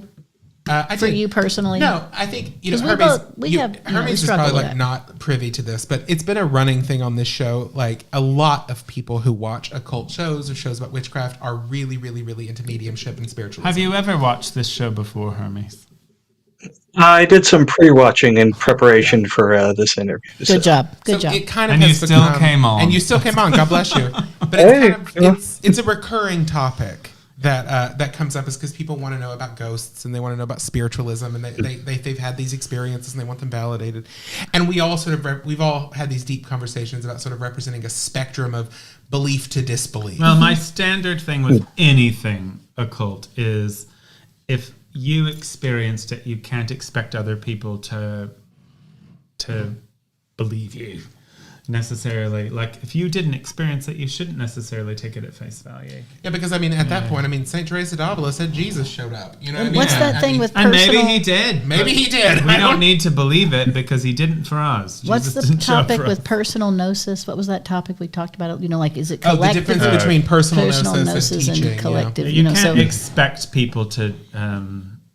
Nobody likes. But that. if it's big and real for you, and you're working in your Yeah, but we've all had meditation the people space, like, and you know, and if it's real last for you, week then it's when real I was for you. working at my altar, Thor talked to me, and he spoke to me and told me I was one of his chosen His ones. children, yeah. And we're like, Maybe. you're- Is from UPG still a Alabama. thing in the pagan community? Nobody uses that term anymore, but it what is it? What term? unverified personal UPG? Oh gnosis. yeah. Oh, Yeah, that's what I was bringing up. Like, That was the 90s and early 2000s, so everybody Yeah. talked about UPG. and I'm so, you know, I'm not into critical it. of it. I'm critical of it. I think some people could do better unverified personal gnosis, but still, the gods speak to you personally, and Sure. the ancestors may speak to you personally. I'm more akin to believe That's somebody real. that I know who like doesn't do that, you know, and they just don't do that. And when they whip out a story, I'm more likely to pay attention, but still it wasn't my experience. It's a big event for some people. You know, And- I think that's one of the great things about being in a coven is when you have a collective delusion. That is really powerful. I'm making a joke, but We're joking, When but- when we're all experiencing it together, then you don't even need to talk about. You're like, oh my god, the god showed up. You know, like this is just really intense. You know, we've been in rituals that I could authentically write about in the same manner as the Christians when the Holy Spirit showed up the first time. Oh yeah, we could be full Pentecostal. You know, Alexandrians. I literally have Yeah. had experiences. First of all, I don't cry. I don't cry. And I've had experiences I cry to all the time. where I did, you know, and everyone else was as well, just witches weeping, which is really weird. But we don't expect anyone else to believe that we experienced that because they weren't there. No. Or if we put it in a book, someday it will influence a religious tradition. I mean, so I'm going to scroll through and ask another question. We'll start with Hermes this time.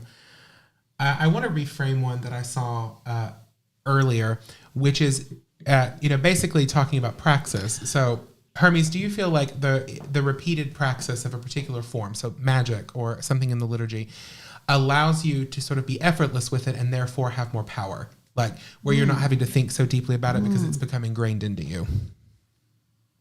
Oh, sure, absolutely. I mean, that's why we memorize ritual, right? So we can free ourselves from thinking about, oh, what am I grabbing next in the altar, to, okay, now I can operate on autopilot with this and I can devote my intention and my internal energies to something else. You know, I mean, people always say, the high priest is the altar boy of the religion. And he's doing as much work as the high priestess, I would say. But getting off that topic. But no, so I would definitely say that, having, that's why we memorize ritual. It's not just for Masons. It's also for witches. Well, the difference between Masons and witches is we know the whys. Yeah. They forgot. Well, I would disagree with you. Being a esoteric Masonist who is actually his lodge's ritual educator, You might have you have to guide the guys sometimes. My But teacher- some of them will get there. my teacher Values became a Mason, a co-Freemason, yeah. but a British one, so very different than America. So it was one of the ones where it was a female lodge, but a man had to come and set up, so it was still considered legit. Yeah, co-masonry. But there's other form of yes, co-masonry too. that's not considered lineage. So if a man didn't come set it up from the original thing, it's not considered. I don't get the whole thing. I but- don't know those lineages. Anyway, she either. was from a sanctioned female lodge, but she obviously was a high priestess. And so when she was learning the ritual, she would be like, why do you do this? Because it comes after this. We do this because it comes after this bit here. But why do you do that? Well, because it comes after that. Yeah. So she quickly realized that the women she was working with didn't actually have any meaning to the ritual at all. Yeah, it's lodge by lodge. Some And of then them they are were very like, occult. how are you so good at ritual? And she's like, I don't know. Yeah, never heard of it before. But no, that was a good answer. Ellie, do you feel like the constant repetition gives more power? Well, you know what Brian Kane says to Ellie Barnes? No paper. Well, No paper, it's an Ellie. encouragement, really. So we do, as you said, Hermes, a lot of focus on memorization, and I agree. You get the freedom because you know your lines. You don't have to be anxious about it. But I'm still anxious about it because I'm anxious. So sometimes I think that focusing on perfect lines disrupts my magical flow. Well, would with anyone. Right. So I use both. I try to really master those lines, but beyond the lines, I master the meaning behind them so that there would never be a point that I would be lost in the energy field, that I would deliver the right energy. Both are really, really useful, memorizing and tradition and repetition to form the groundwork for the real power to come in. I was really expecting Des to get Gardnerian Troll tonight, so they must like you. So anyway, 309 Goddess, call in. It's not too late to troll Hermes and say something horrible to him, like you're a nosebreaker. I like you, Or Hermes. something. I like you already. I No, think they you're like okay. him. Yes. I mean, we didn't know who you were, so we were a little bit nervous about what might be manifesting, but I think you've been very respectful and very nice. But anyway, call in 309 Goddess, and we'd love to answer your questions. Until then, Levi will just pick the questions he selects because he's the only one who can see them because I'm not wearing Correct. my Which my fills glasses, me which were only for with fashion. joy because I know you don't like it. He hides things trust from you. me. I do hide things from you for your own good. This is for your own good. I have Do new you glasses know? and I can finally see the comments. I could have spit you out and found another academic just like I would have you. just been. I'd have just went and did something else. I wouldn't have been able to find another crazy person like you. You were a rare gem. I am that insanity wasn't going to doing come my again best. in my lifetime. Here's one. Dolores had a follow up. I'm going to start with Hermes, and then we'll ask a few other people on the panel. Was there a moment in your journey where you felt like you got a sign or a message from the gods that you were on the right path?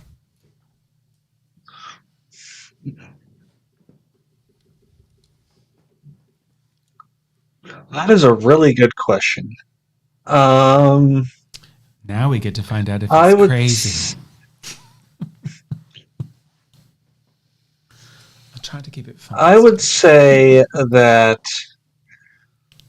probably when I initiated my first initiate, Aw, because that's sweet. when it all came together, this culmination of the years. It took me 10 years to go from first degree to third degree, and then Bravo. another Bravo. year to Bravo on the 10 train the years. student up, and then to initiate them as initiate, and then finally standing in that circle doing that ritual, nervous as all hell, with my high priest looking on, which makes you even more nervous. But then finally, when everything's said and done, you just feel this sense of completeness and a sense of peace, knowing that, okay, this doesn't die with me, if that makes kind of sense. If that makes sense to you guys, liked it the feel way you free to found chime it. in. Is that what you mean? Yeah.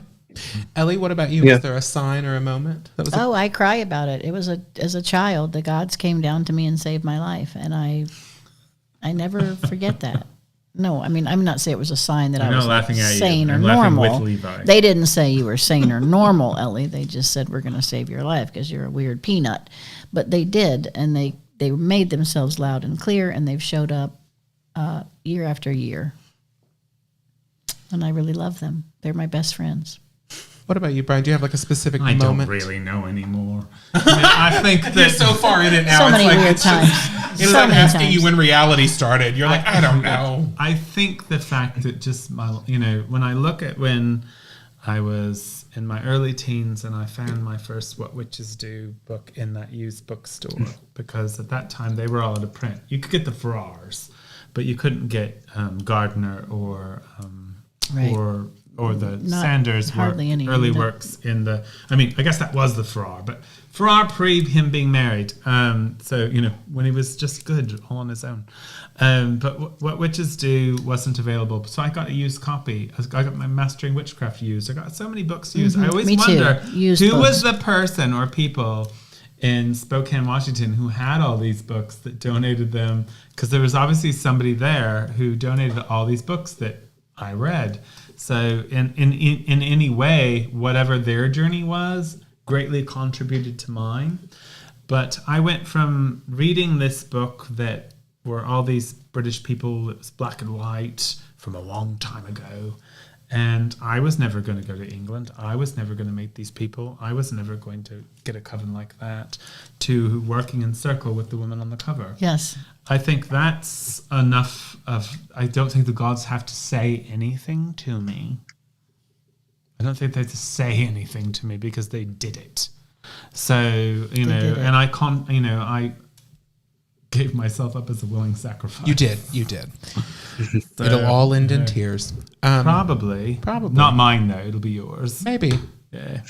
I don't cry at funerals. I love it all. When you guys find me dead floating in the pool with like tiki, very Hollywood. Me and tiki, right. and wine bottles like shattered everywhere, with a note that says I was never appreciated, then it'll be your tears. It'll be our tears.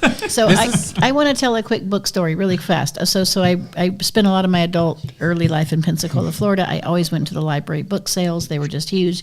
And I started buying in the occult section these Rosicrucian books and philosophy books. And I thought, wow, who's donating those?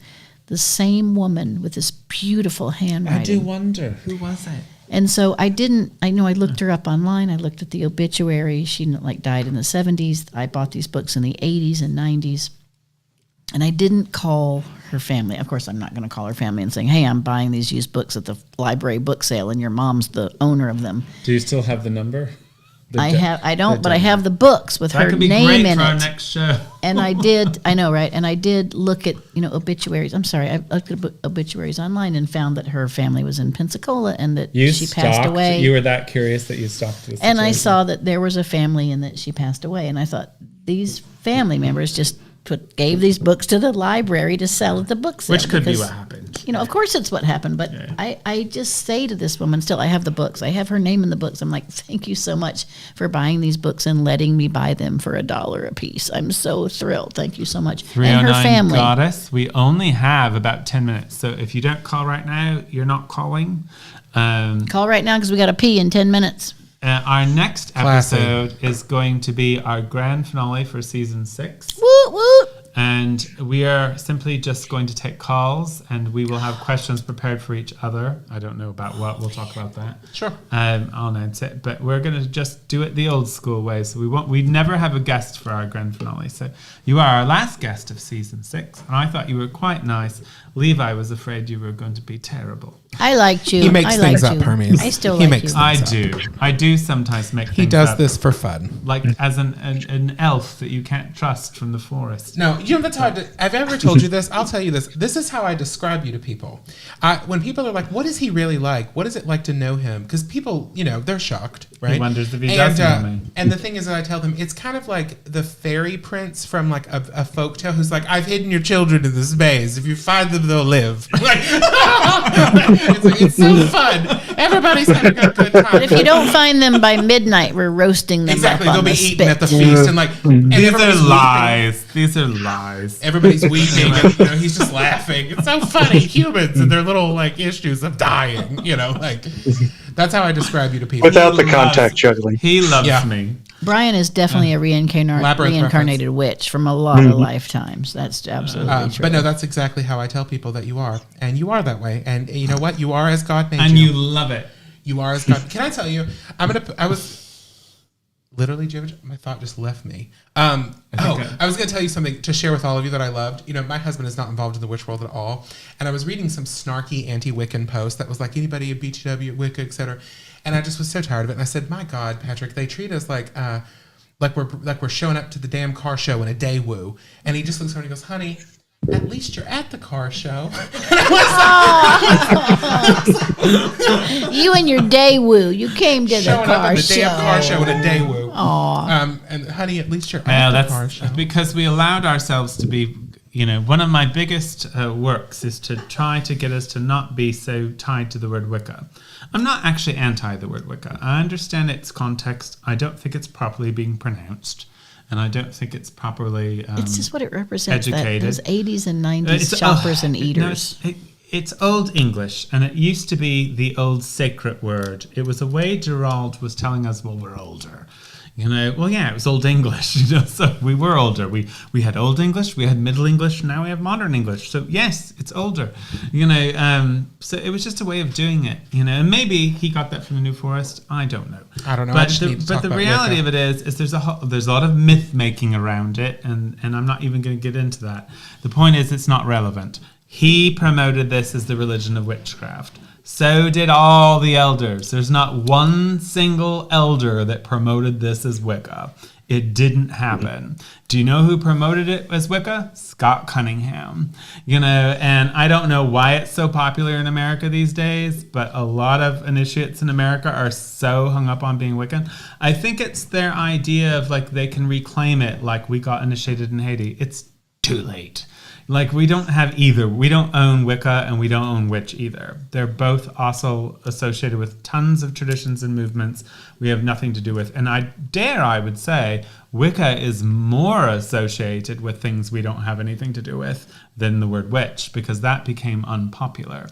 And what I really don't like about it is the fact that when you get on social media and things like that, if you go on YouTube or whatever, you are going to encounter the word witch is mostly being controlled by a Christian narrative again.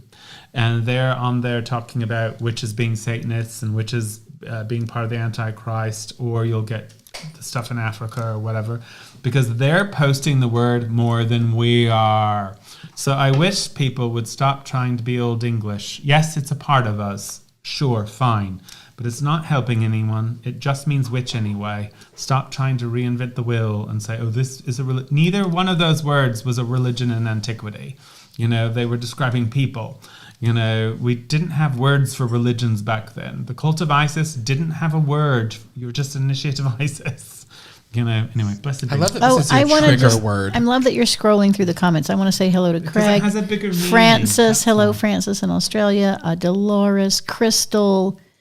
We do, I can't read them exactly, but we do see that you're here with us. We love you. We thank you for joining us. Who hates us and trolls us every week. No. Hi, Shelly. How are you? I do see them, and I'm trying to find a way to go back on YouTube and answer these, but I can't technically figure out. They don't always all show up the way they should. But we see you, and we know you're here with us. We thank you for being with us. First of all, let's ask Hermes one more question. Where are you, Hermes? How can people find you if they're interested in you? I was going to ask Jason I know, I want to see that. Oh, sorry, go ahead. Hermes, in this topic tonight, what's the one thing you would like to say on the subject, real quick? We won't involve ourselves. You just say it real quick. What made this your inspiration?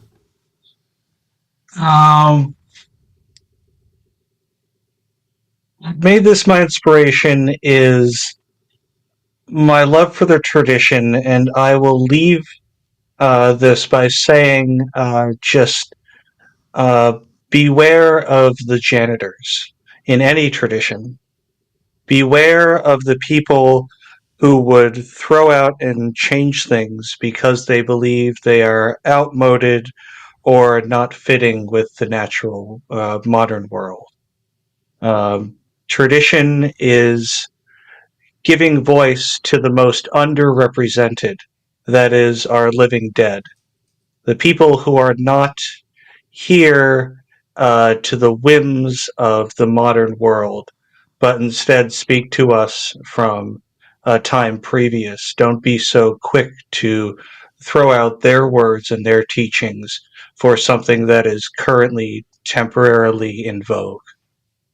Well, I'm not sure exactly what that means, but Levi, what do you think about that? What do I think about it? Yeah. I think tradition is a beautiful thing. I think I'm in one. I love one. Mm-hmm. It's what I function in. Am I going to have to kill some of your students someday? Maybe. With a needle. Maybe. You know I will. I know. Without hesitation. But, I will, I think... Are you a human being or an animal? I think that I legitimately just also love the craft with all my heart. And You do.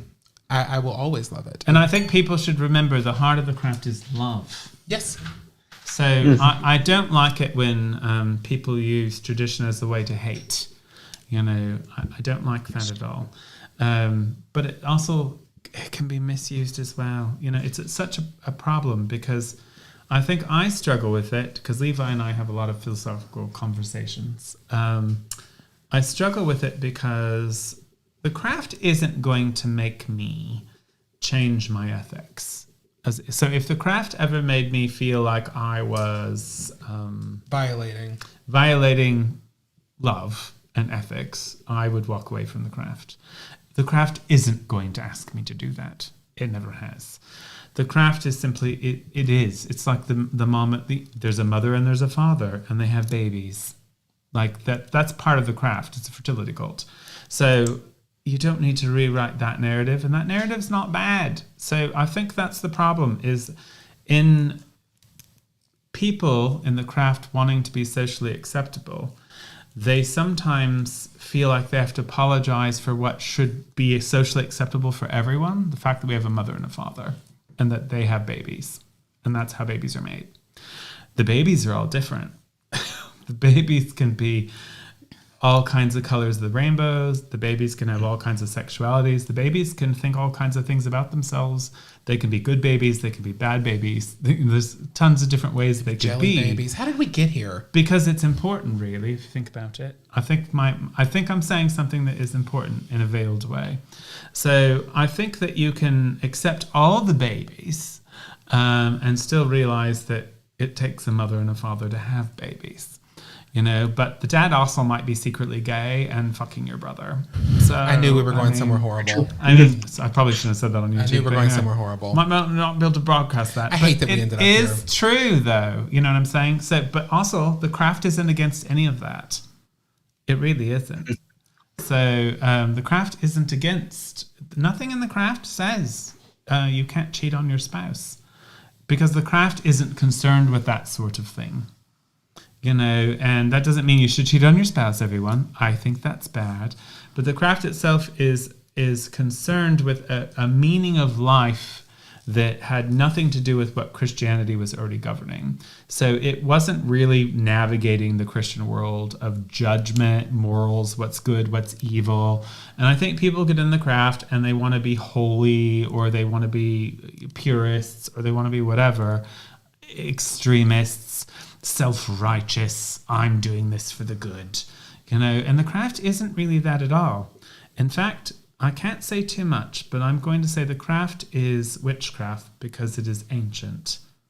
And it is ancient because it is with the trees and the forests and the woods and nature and life. Biology. Yes, the craft is the devotion and love of the truth of nature. It's a fertility cult. That's part of the inherent. I don't know how we ended up here, religious. But not all initiates. I think you do. Not all initiates believe in biological determinism, and you don't have to be one. I think, biological It's just the truth determination. of nature, the beauty of nature. You don't. And I think we have enough room to say that. If they can say that, I can say that. Sure. But you do have to have a mother and a father to be born. And I don't think that's relevant to me and to my magic. Sure, but it is relevant to the craft. In certain people's opinions, yes. I mean, in the craft's opinions, there's a god and a goddess. If it's used to dehumanize a group I'm not of people, saying you're saying that. I'm not saying that. I don't really care about biological determinism in magic, is what I'm saying. But we weren't talking about magic. I don't care about it in any facet of life. But it is life. Sure. I mean, so is death, but I believe in reincarnation. So yes. If you but really you're going to be that, born, unless something changes within the human race, you're going to be born because a man had sex with a woman. You work and had a magic. baby. So if you want naturalism, go be an atheist. You work in things that aren't proven by nature anyway. I work in a cycle of as above, so below. So as the man and the woman have the baby, I work that way as well. Sure. I don't think there's anything wrong with that. That is the nature of this religion. So I'm not saying that somebody has to fit into making babies, but it still exists. Well, I don't want to take us over time. It's 7:59. No, it's fine. No, now we have to finish. The crux of this is you're actually making my point, is that you can be someone who doesn't care about having babies But the reality is, some people care about having babies, and it has to happen. And that's the reality of nature. Like, if everyone stopped having babies, until science can change things and we can have test tube babies or whatever, or start cloning each other, right now, no human being exists on this earth, regardless of what their religion is, regardless of what they think, regardless of their opinions or their education, without a man and a woman and a penis and a vagina having sex, and maybe that's not biology, but actually producing a child, producing Aliens life, clone humans. producing life. I love that Ellie comes in with that. Yes, well, absolutely. But I think it's just as dangerous to be oppressive of any human being as it is to just be oppressive of how we're made as human beings. I don't think anybody's really doing that. How about Keter begets I think some people Hokmah are and doing Bina? that. I mean, we can disagree and still love each other. I don't agree. I do love you, but And I love you. do know people who won't let women say they have a vagina. They have to have front boxes. But this is not. How about It's a Keter? public platform, so I have to say what I feel. Like I don't agree with that. I don't think with biological. people saying that, or I don't think it's a big issue. I think the bigger issue is the other side, which is being destroyed right now. And I also don't think. I don't agree with that either. I don't think determinism has anything to do with the magic. I think that babies can be trans. I think babies can be gay. I think babies can be lots of things. So if you're reading my narrative correctly, it would have been, yes, there's a mother and a father, but the babies can be all the things. And none of those things are wrong. They're all a part of the circle of life. I'm a gay baby. I'm not going to go have a baby with a woman. I don't want to have a baby. And I don't think that makes me less of a priest. But I also am aware of how babies are made. And I don't think that's I don't bad. think anybody's not. I think it's a relevant conversation. I think it's relevant. I also we're allowed. Yeah, that's the joy of difference. There are people who act like if you have a conversation about that. I love how Ellie's waving. I'm talking and waving to the people that say, Ellie, I love you. Thank you so much. It's my fault I've taken us down this rabbit hole. I apologize. It's all right, though, because I think it's important to... Levi loves people. I don't, but I agree with you. I don't disagree with you. It's the angle in which we're going at as to neither side of this needs to be a side in witchcraft. Like in witchcraft, I think that we should be able to honor the birth woman and the trans woman, the gay man and the straight man, the black man and the white man. I don't think that we have to apologize for any of this. And I think the danger of the original elders did not allow politics into their circles. They did not allow conversations about politics in the circles. That's very relatively new. And it's because people all think they're experts. And it doesn't necessarily translate to religion. It just doesn't. Like what's going on with like Trump? How does Trump translate to witchcraft? Not in a good way. Not in a good way. So yeah, it would be really hard to have someone in my circle who was a Trumpy. That would be difficult for me. But so the elders used to be like, no, we're not going to talk about this anymore. So I'm just saying that I think in witchcraft, all walks of life are acceptable. It's up to the coven to decide who they want to work with. But I also don't think that we need to start apologizing for men and women having babies, nor do I agree that there's no such thing as biology. That's the whole reason there's actually a subject called biology. With love in our hearts. We love everybody. I wouldn't call any of this love. No. But I love you all. It is love. But we are over. So so I want to thank you for coming on the show. And I want to say next week is our grand finale for season 6. And so next week, my idea was that we'll talk a little bit. We'll come up with some questions and just take callers and just have fun. Maybe drink some champagne. Oh, I love that. I'll bring the champagne. I'll bring some snacks. Thank you all for joining in. Thank you all. We love you so much. Thank you. Thank you so much for joining us and using your minds to